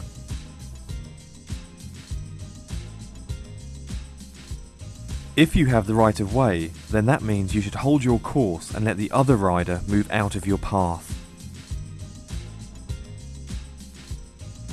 The rider entering the water has right of way over the one coming back to shore.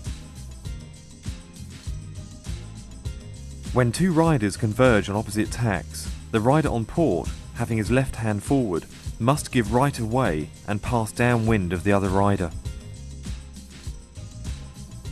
A rider going faster than another in the same direction must give way to the slower. When passing upwind of another kiteboarder, the rider must pilot his kite overhead. The kiteboarder downwind must pilot his kite as low as possible. The rider surfing a wave has priority over the one who is jumping in the opposite direction. This doesn't apply when close to the shore if someone is launching, as they will always have priority. Right of way must be given to other ocean users. Kiteboarding is the latest water sport, and it's not always understood by other ocean users. Kite downwind of them. A rider must have a clear safety zone of 50 meters downwind because he moves downwind when jumping.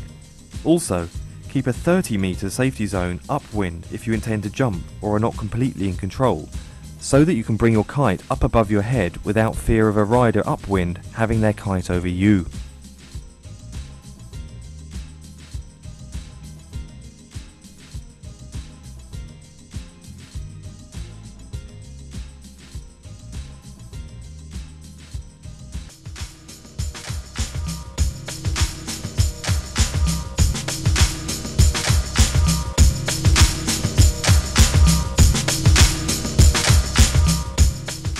It's rare to have completely flat water, so prepare for choppy conditions or waves. You'll need to cope with these conditions, but it won't be long before you actually begin to enjoy them.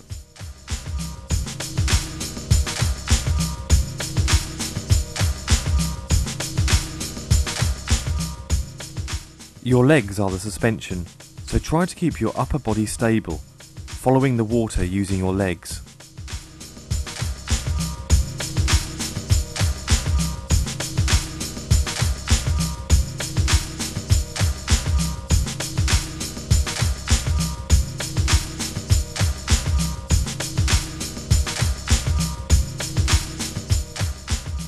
If it is very choppy, it may be hard to maintain an edge if you're bouncing around. This normally happens from going too fast. Try and keep your speed down by putting more weight over your back foot. Kiting in waves can be quite daunting, even in small waves, especially if you are not very good at jumping. The trick here is to keep the speed low as you approach the wave by applying back foot pressure.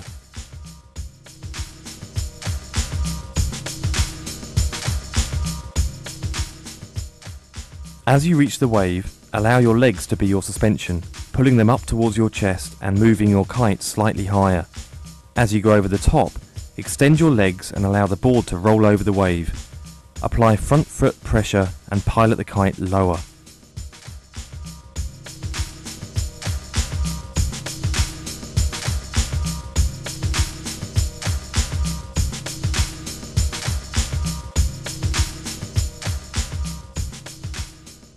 In large waves, bring the kite up slowly to 11 as you reach the wave and go up the face.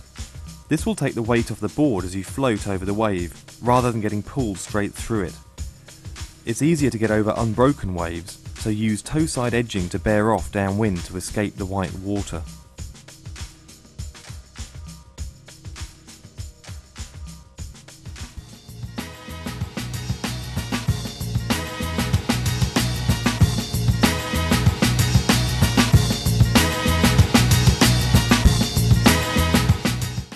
We've already demonstrated how to transfer weight to your toe side edge to enable you to move downwind, but you can also change your stance to ride along on your toe side edge.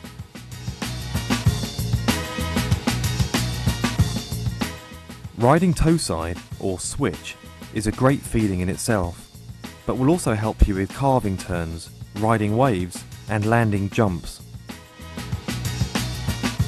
The first challenge is to get onto the toe side edge. There are several ways.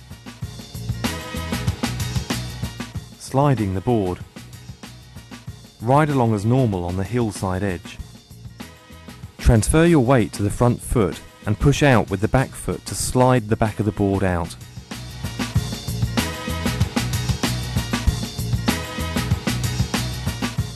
As the board slows, keep your weight on the front foot and flatten off the board.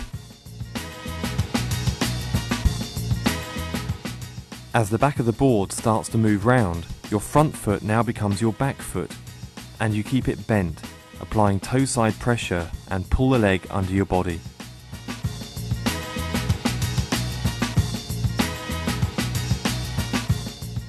You are now riding on your toe side edge. Apply pressure on the front foot to keep speed.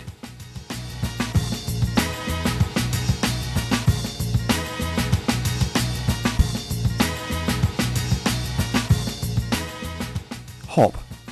In a later chapter on this DVD, we will show you how to jump. Then you'll be able to do a small hop to turn the board. This uses the same movement as the slide method, but the initial heel side edging is far more extreme, allowing us to pop out of the water and turn the hips so that what was once our back foot can come round to the front. Then bend the new back leg and bring it under our hips. Initially land with the board pointing downwind and apply toe side pressure.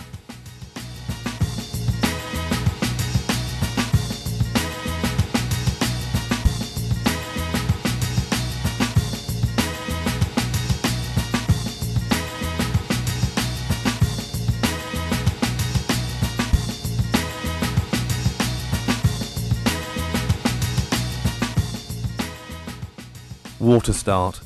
You can perform the water start to come up on your toe side edge. Again, this is a similar motion to the slide. As you drop the kite down into the power zone and get pulled out of the water, keep all the weight on your front foot and apply some heel side edge, allowing the back foot to slide out and become your new front foot.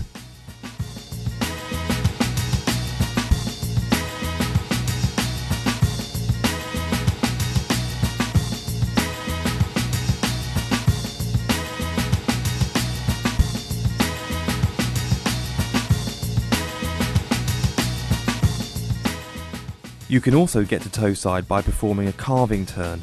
This we will go through in detail in the change of direction chapter coming up next.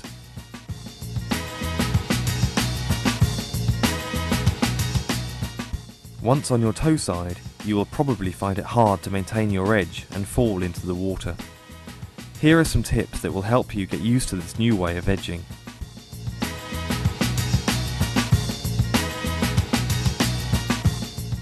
To start with, don't try and edge very hard and ride on a broad downwind course. This will help you get used to twisting your body.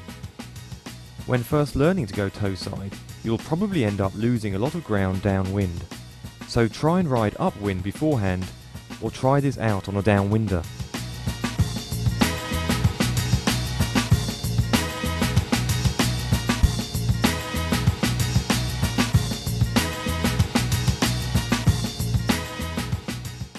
As you begin edging harder, it'll be easier balancing the weight between your feet. Really twist your hips and shoulders around to face the direction you're travelling in, as this will help keep your weight on your toes.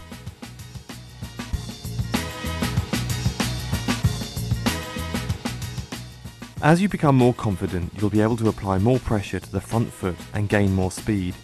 Lean in hard against the kite, keeping the legs bent. Try letting go with your front hand to fully extend out over the water.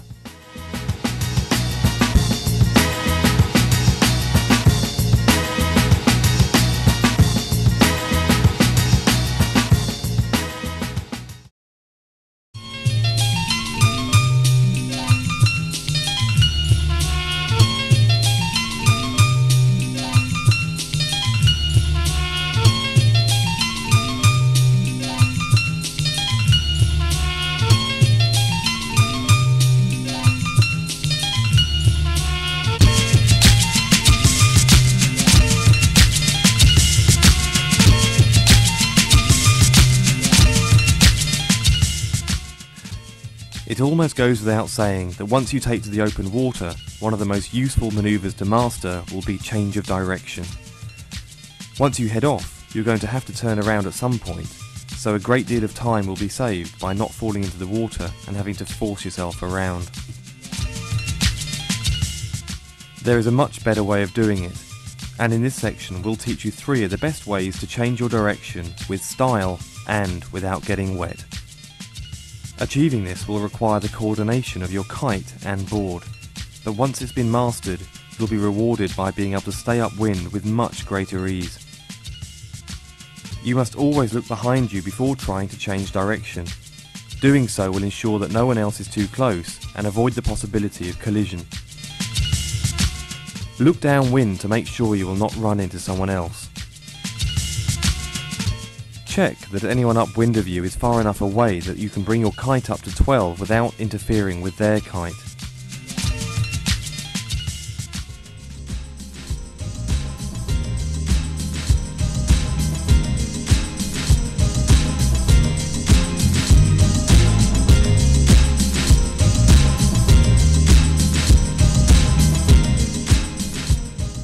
The slide turn is the easiest turn to master, and is best performed with a twin-tip board. It's also the turn people use most, however good they are at kiting. Essentially, to perform this turn, the rider slows to a stop before riding off in the new direction, but doing so using the lift and power of the kite to stop yourself falling in backwards. So let's start with a full run-through of the slide turn. Reduce your speed slightly and bring your kite up slowly to 12.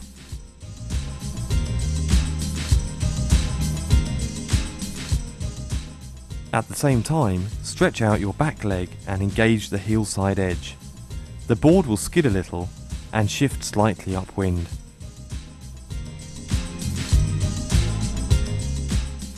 As your forward motion reduces and you are about to stop, pilot the kite faster in the opposite direction, keeping your weight back against the kite and your new front leg straight to allow the board to accelerate.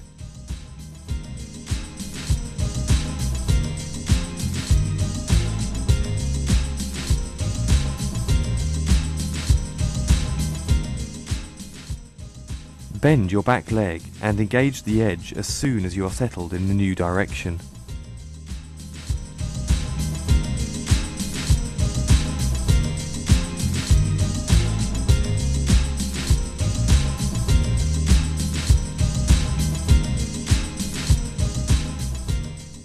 Now we're going to focus on the key elements of the slide turn.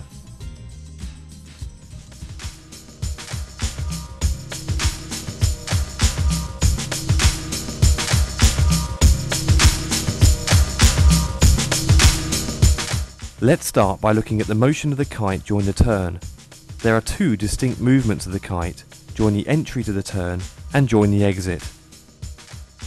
We already know that the kite needs to be brought to 12 o'clock as you begin to slow down, and the most significant factor at this point is remembering to pilot the kite to this position when you stretch your back leg. As soon as you anticipate that your board is about to stop, drop the kite swiftly into the power zone in the new direction.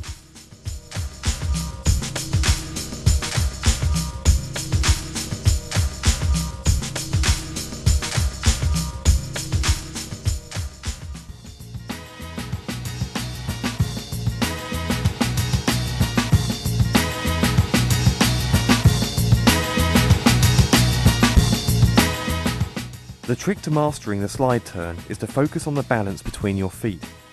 Your weight will shift between your feet during the manoeuvre, and you must understand that the changes in the kite's behaviour is telling you when to shift your weight appropriately. Let's focus on the various points when your weight shifts between your front and your back feet, and you will see how this relates to the kite. When you are ready to initiate the turn, bring your kite slowly to 12 o'clock and begin focusing your attention on your back foot. Stretch out your back leg and engage your heel side edge. This will slow the board down and also force your board slightly upwind.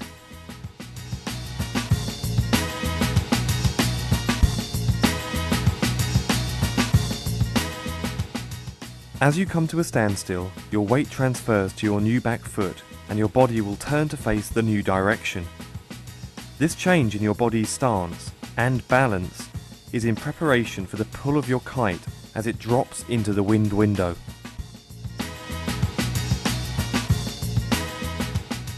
The final stage comes as the kite pulls you in the new direction. Your weight transfers to the new front foot, keeping the leg straight and flattening the board off.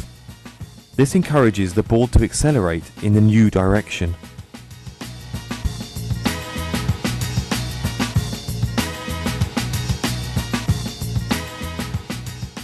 Once you're moving, apply normal heel side edging to remain in control.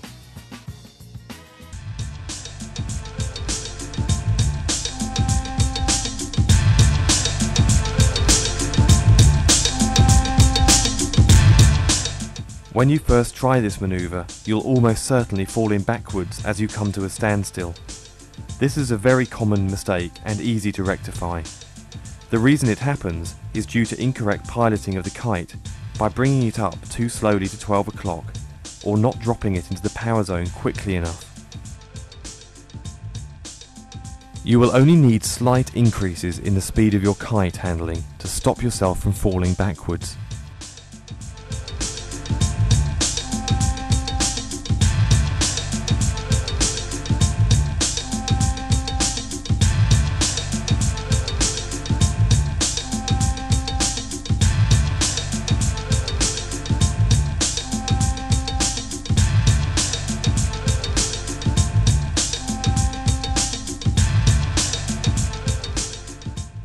If the kite changes direction and you don't, you'll be pulled off balance and into the water by the kite.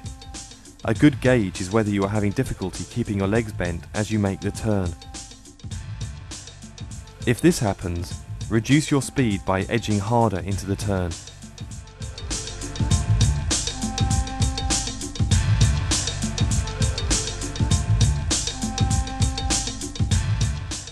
And remember not to fly the kite too quickly or past 12 o'clock until you have come to a stop. Some people have difficulty accelerating out of the turn with their board nosediving. There are two reasons for this.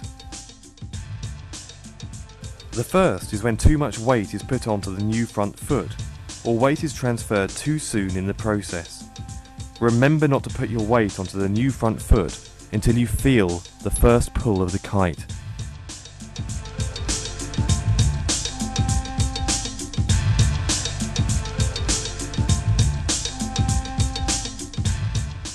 Secondly, there is a tendency not to commit fully when transferring weight from the back foot to the new back foot as the kite reaches 12 o'clock.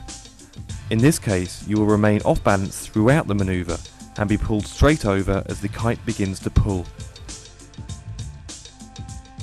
To avoid this happening, concentrate on the chain of events with regard to your weight throughout the turn. Back foot, new back foot, and new front foot.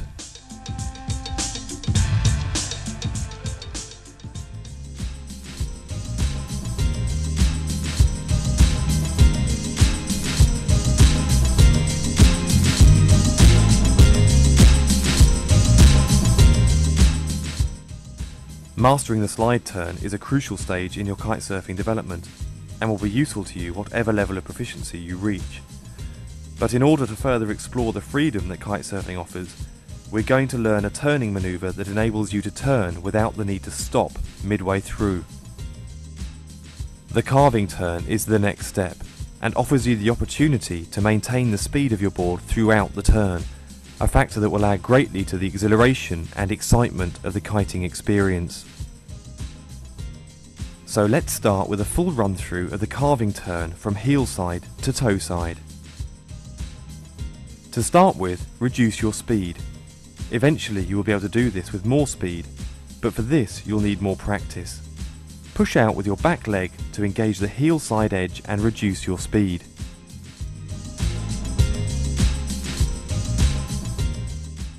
Bring the kite up towards 12 o'clock and allow your body to lift forwards until your weight is over the board.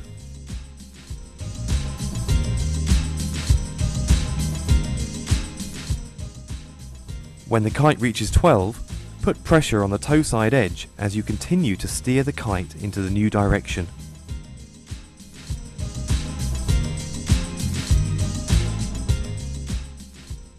As the board goes through the downwind position, pilot the kite faster towards the direction you want to reach and push hard on your toe side edge.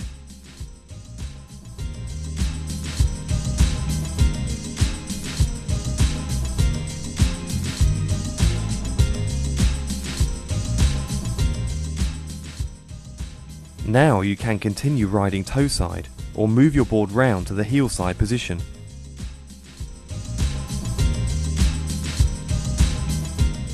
Now we're going to focus on the key elements of the carving turn from heel side to toe side.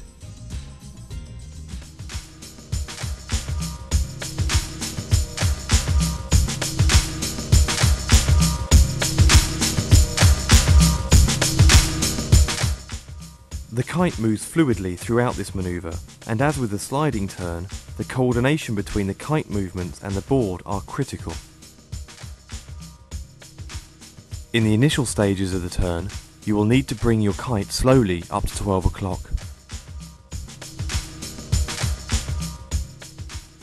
Throughout the middle section of the turn, the kite's power will naturally extend your arms and allow you to be pulled through the remainder of the turn. As soon as you move from the downwind position, you must move the kite into the power zone with speed and commit your toe side edge. The bigger the board's arc, the more dramatic the kite's movement will need to be.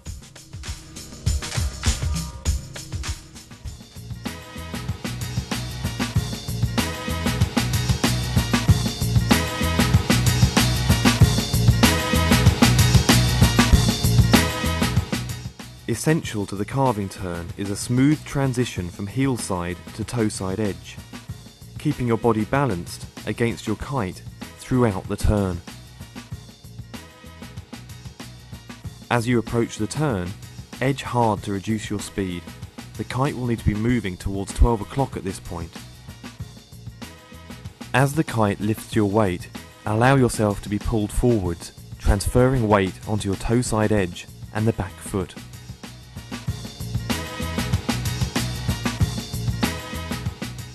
When the board points downwind, steer the kite fast in the new direction.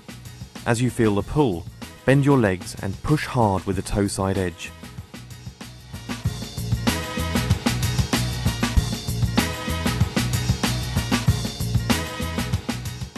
Notice how the balance is kept predominantly on the back foot throughout the whole turn.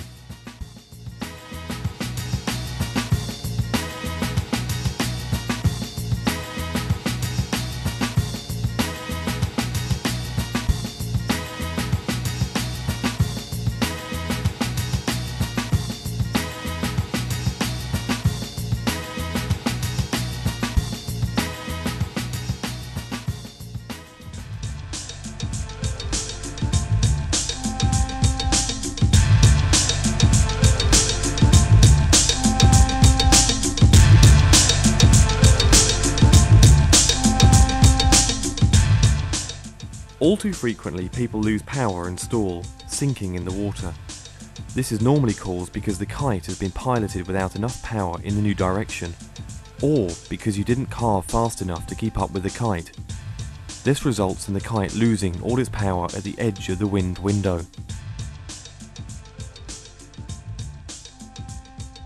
So, there are two areas you need to concentrate on. The first is that you apply more pressure on the back toe side edge throughout the turn.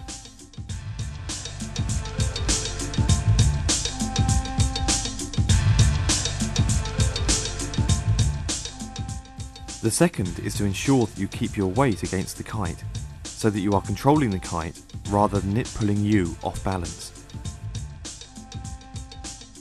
Try to keep your legs bent and your weight forwards into the turn.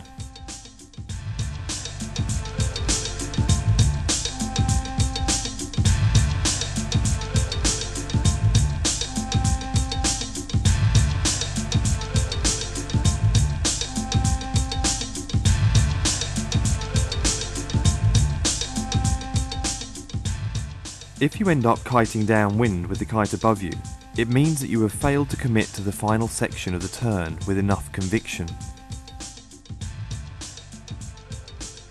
In this case, try to enter the turn with less speed, but remain focused on completing a tight arc.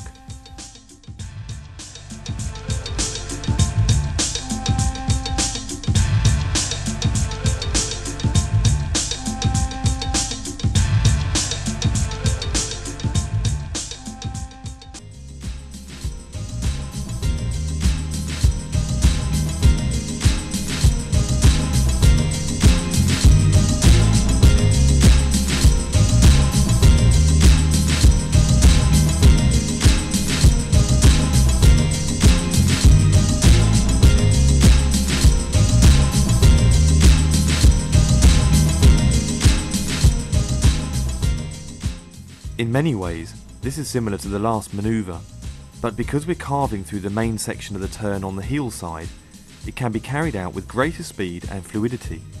It can therefore look smoother and can be more exhilarating for the rider.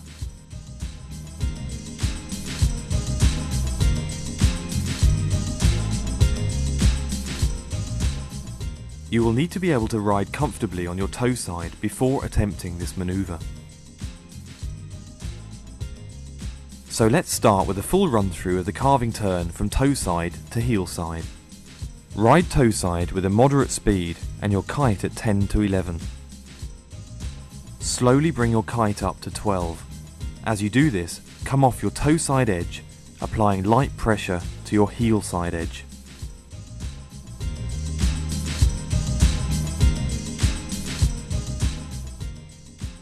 When the board reaches the downwind position, keep piloting the kite towards the new direction. Apply more heel side pressure and lean back against the kite.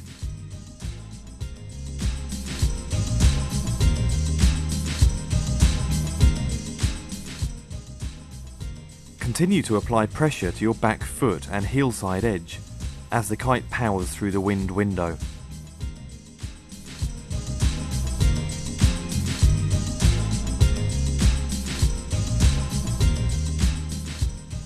Once you have mastered the heel side to toe side turn, you will be familiar with all of the key elements needed for this manoeuvre.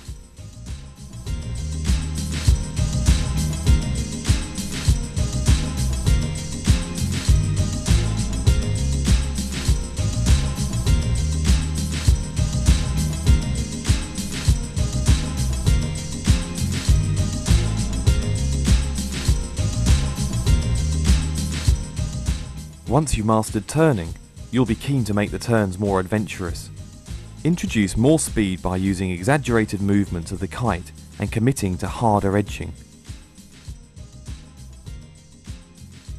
From this point, more challenging elements can be introduced to the change of direction, such as jumps and spins, and these are covered in detail in the Progression Intermediate DVD.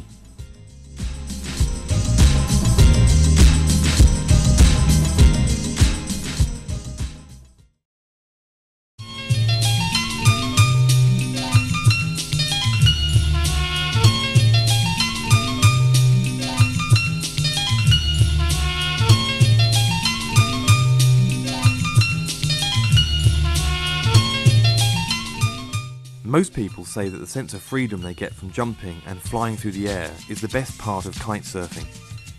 It's also the biggest attraction to new kite surfers and keeps those who have already mastered it obsessed with the sport over the years. So what better way to end progression beginner than by opening the world of jumping for you?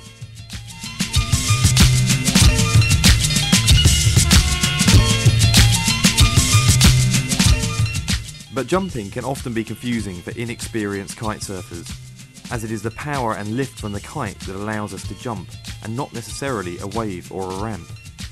It's possible to jump on flat water, or with the help of waves, and with a little practice, anyone can do it. To learn to jump, you must be able to ride with power and maintain an edge. Though the temptation will be to try and jump as high as possible, remember that it's best to land rather than crash.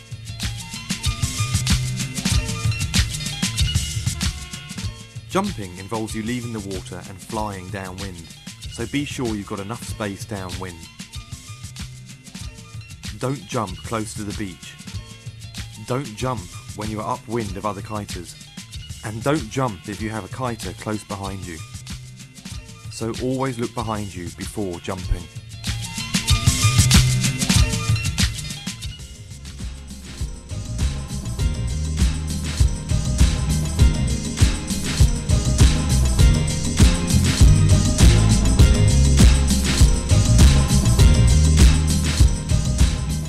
When first learning to jump, understand that it is initialized by using the power of the kite as it moves towards the top of the wind window and generates lift. At the same time, edging of the board is used to increase the pull of the kite. The speed at which you move the kite from 10 or 11 up to the top of the window and your ability to hold an edge until the last second will affect not just the height and length of the jump, but also control in the air and landing.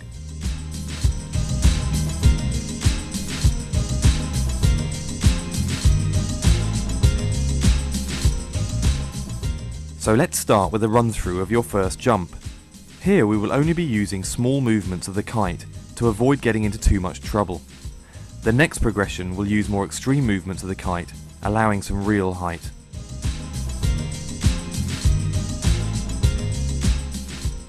Riding controlled and fairly fast, with your kite low, bring the kite up slowly to 11 o'clock.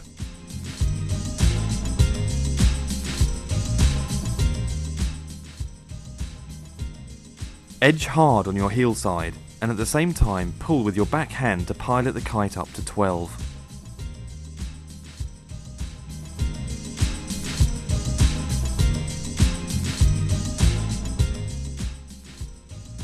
When you feel the kite pulling you upwards, come forwards and release the board's edge.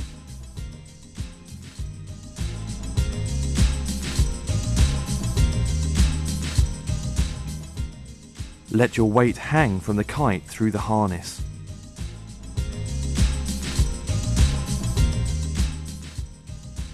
As this is only a small jump, pull gently with the front hand almost immediately to start piloting the kite back down in the direction you are travelling.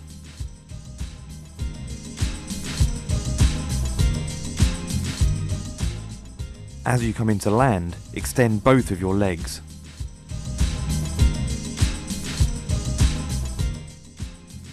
Bend your legs to soften the landing, but immediately extend your front leg to force the board downwind and keep the board flat. Slowly apply pressure to the heel side edge and start edging back upwind.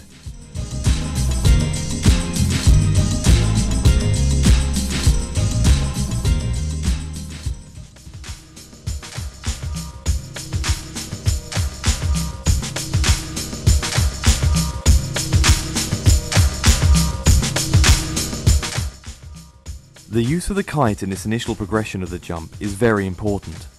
Pilot gently, which should mean it is hard to make errors in your kite flying, allowing you to concentrate on what the board and legs are doing.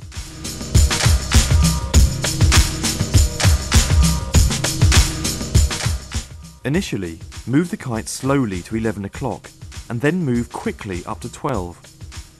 It is when the kite moves quickly that the board edge is released and leaves the water. Because the jump is small, we must pull gently with our front hand almost immediately after we leave the water, so the kite begins to move back down to give some power when landing.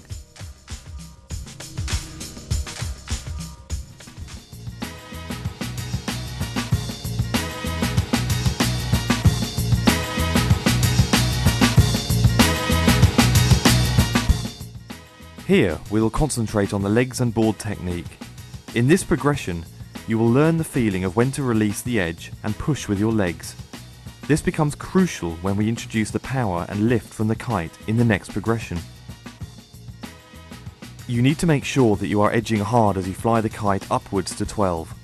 This will give you resistance against the kite, more power, and allows you to stay in the water until the kite is pulling you upwards.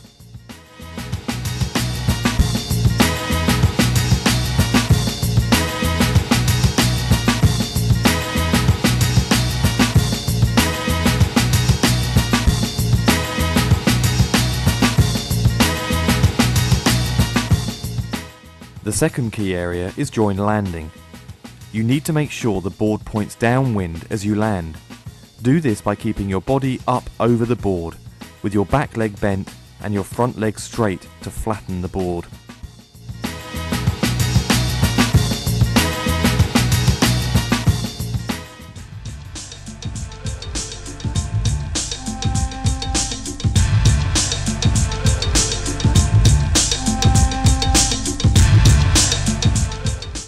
If the kite goes up but you don't leave the water, you are either underpowered or piloted the kite up too slowly. Small jumps are also due to a lack of edging before taking off, and to a bad coordination between the edging and piloting of the kite backwards.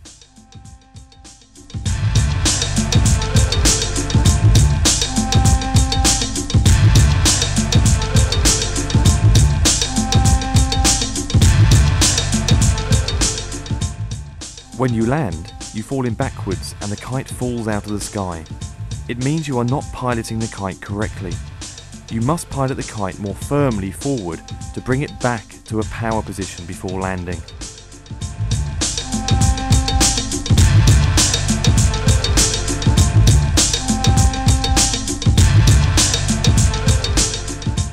You may also be pulling with your back hand for too long at the beginning of the jump and sending the kite too far past 12 and in the opposite direction.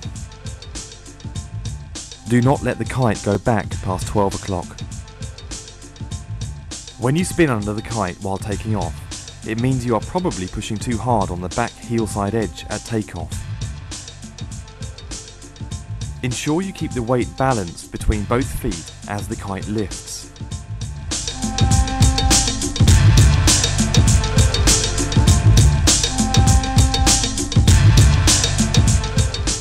Turning the head or shoulders whilst taking off or during the jump can also trigger a turn in the air.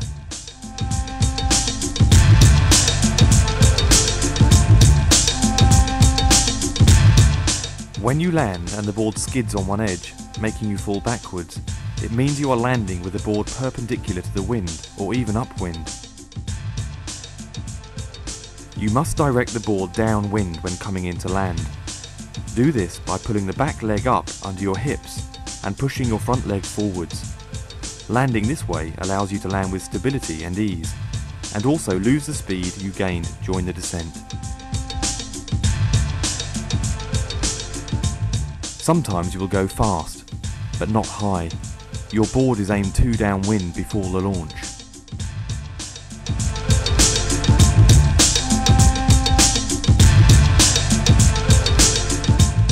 Edge harder on the heel side edge, especially on your back foot, and keep your weight back against the kite before starting your jump.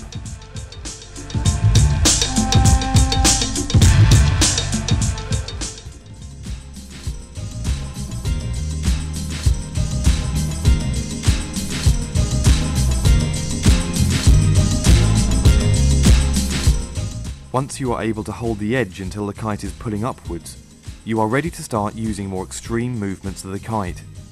This enables more height in the jump and opens the opportunity to attempt more advanced jumps and tricks.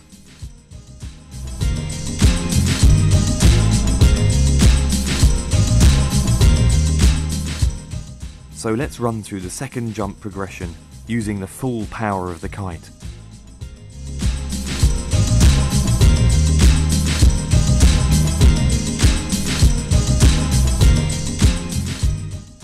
Riding controlled and fairly fast, with your kite low, edge hard on the hillside edge. Keep your weight back against the kite and pull moderately hard with your back hand to pilot the kite up towards 12 in a steady motion.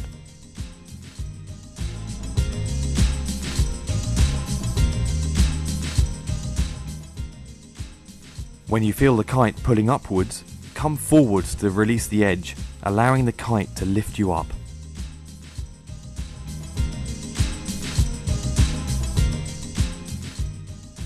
Let your weight hang from the kite through the harness and pull the bar slightly towards you.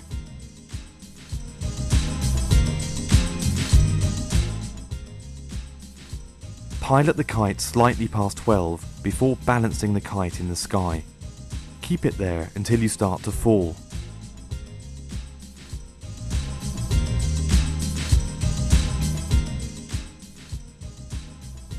As you drop, first pull lightly with your front hand to start the kite moving forwards, pulling harder as you come into land so the kite drops down into the power zone.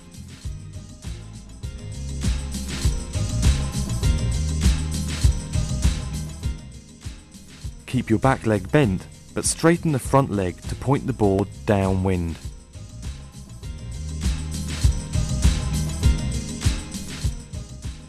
As you land, keep the board pointing downwind and flat. Slowly apply pressure to the hillside edge and start edging back upwind as you balance against the power of the kite.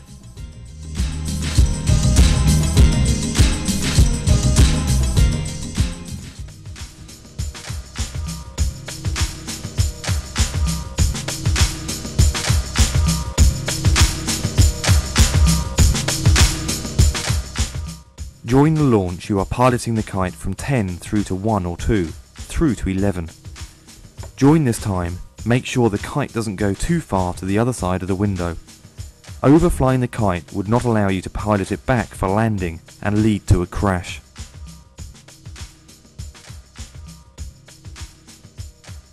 During the flight, you must keep the kite stable about your head or slightly behind. Don't be tempted to fly the kite forward too early or too gently, as this will leave the kite at the edge of the wind window with little power. Coming into land, you will need to pull hard with your front hand to pilot the kite into the power zone.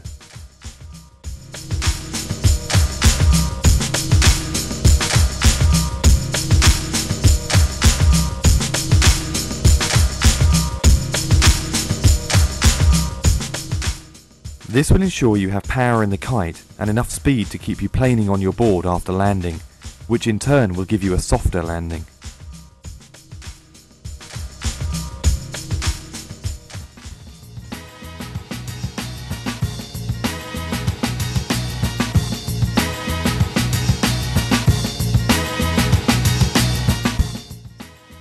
During the launch, try and hold your hillside edge for as long as possible.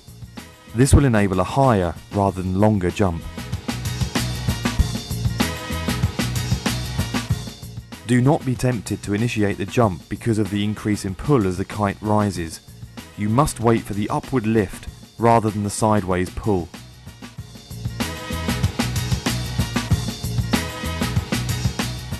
During the flight, keep your legs bent and your weight against the kite. As you come into land, the most important thing to remember is to point the board downwind. This way, when the kite drops into the power zone and pulls you horizontally, you will be able to go in the direction that the kite pulls, giving a soft landing.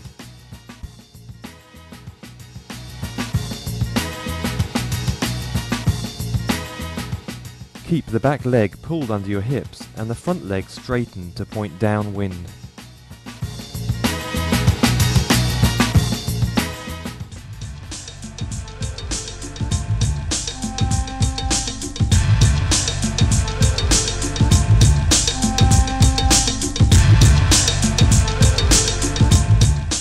Review the common problems for the first progression, as they also apply here.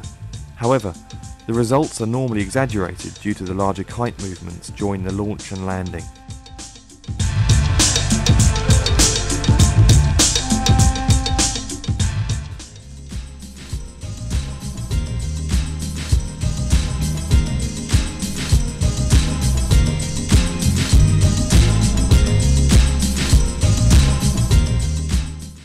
Once you have mastered the art of jumping, the world of kiteboarding is wide open to an ever more evolving array of tricks, influenced by many sports such as wakeboarding, snowboarding and skateboarding.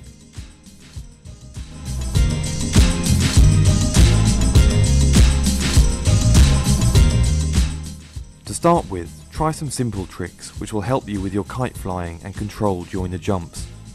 You will also find more detail in the Progression Intermediate DVD. After launching, pull the legs into your chest and let the shoulders and head drop backwards so you can pivot around your harness.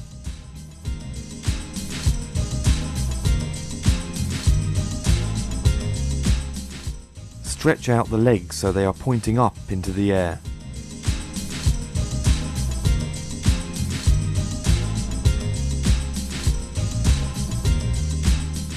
Towards the end of the trick, bring the legs and the upper body in towards your chest and, with control, pivot back upright.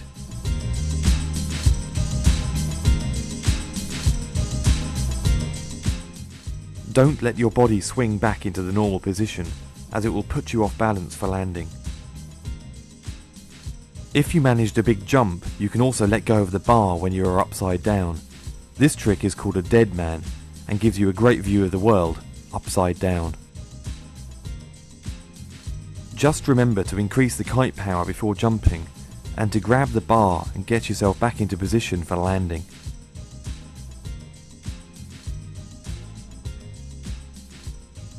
After the launch, take your backhand off the bar and try and grab the tail of the board. Don't try and bend down and reach for the board.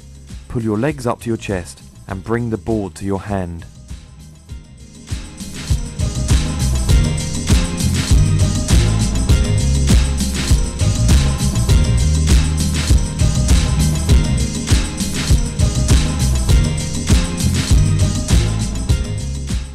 You may want to place the hand that is still on the bar near the centre of the bar to stop you accidentally pivoting the kite forward too soon. Keep the weight on the harness and not on the bar.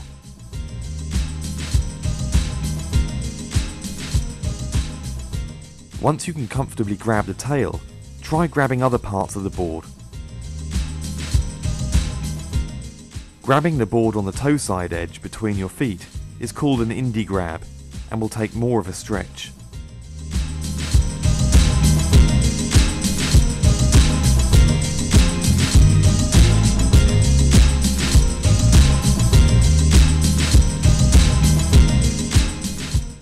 Try letting go with the front hand and grabbing the nose of the board.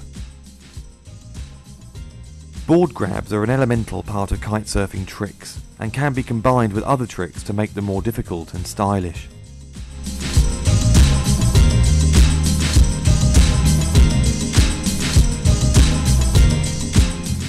If you can hold a grab, then try taking out one of your feet whilst holding the tail of the board. The skill here is getting your foot back into the foot strap before you land.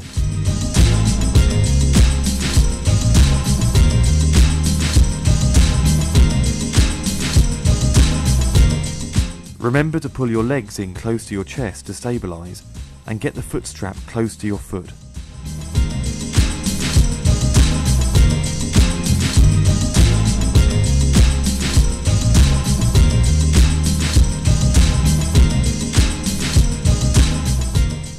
This is just the beginning of the freestyle side of kitesurfing.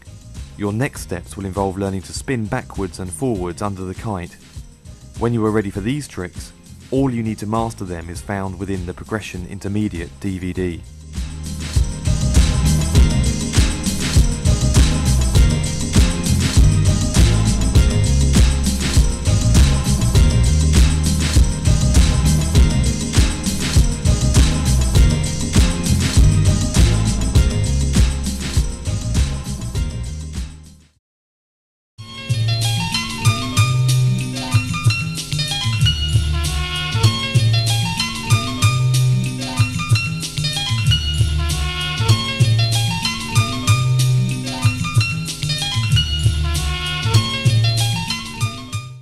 Learning everything we've covered in these chapters will take time, but hopefully you'll have a lot of fun practicing and come to understand why so many people are totally obsessed with kitesurfing.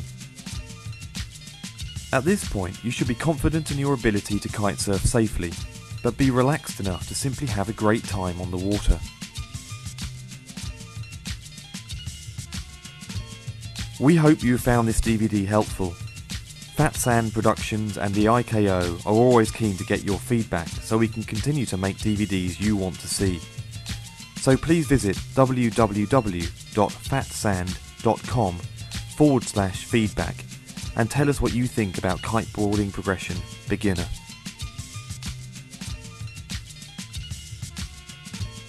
If you are ready to move on to the next level, then you should check out the next DVD in Fat Sand's instructional series called Progression Intermediate.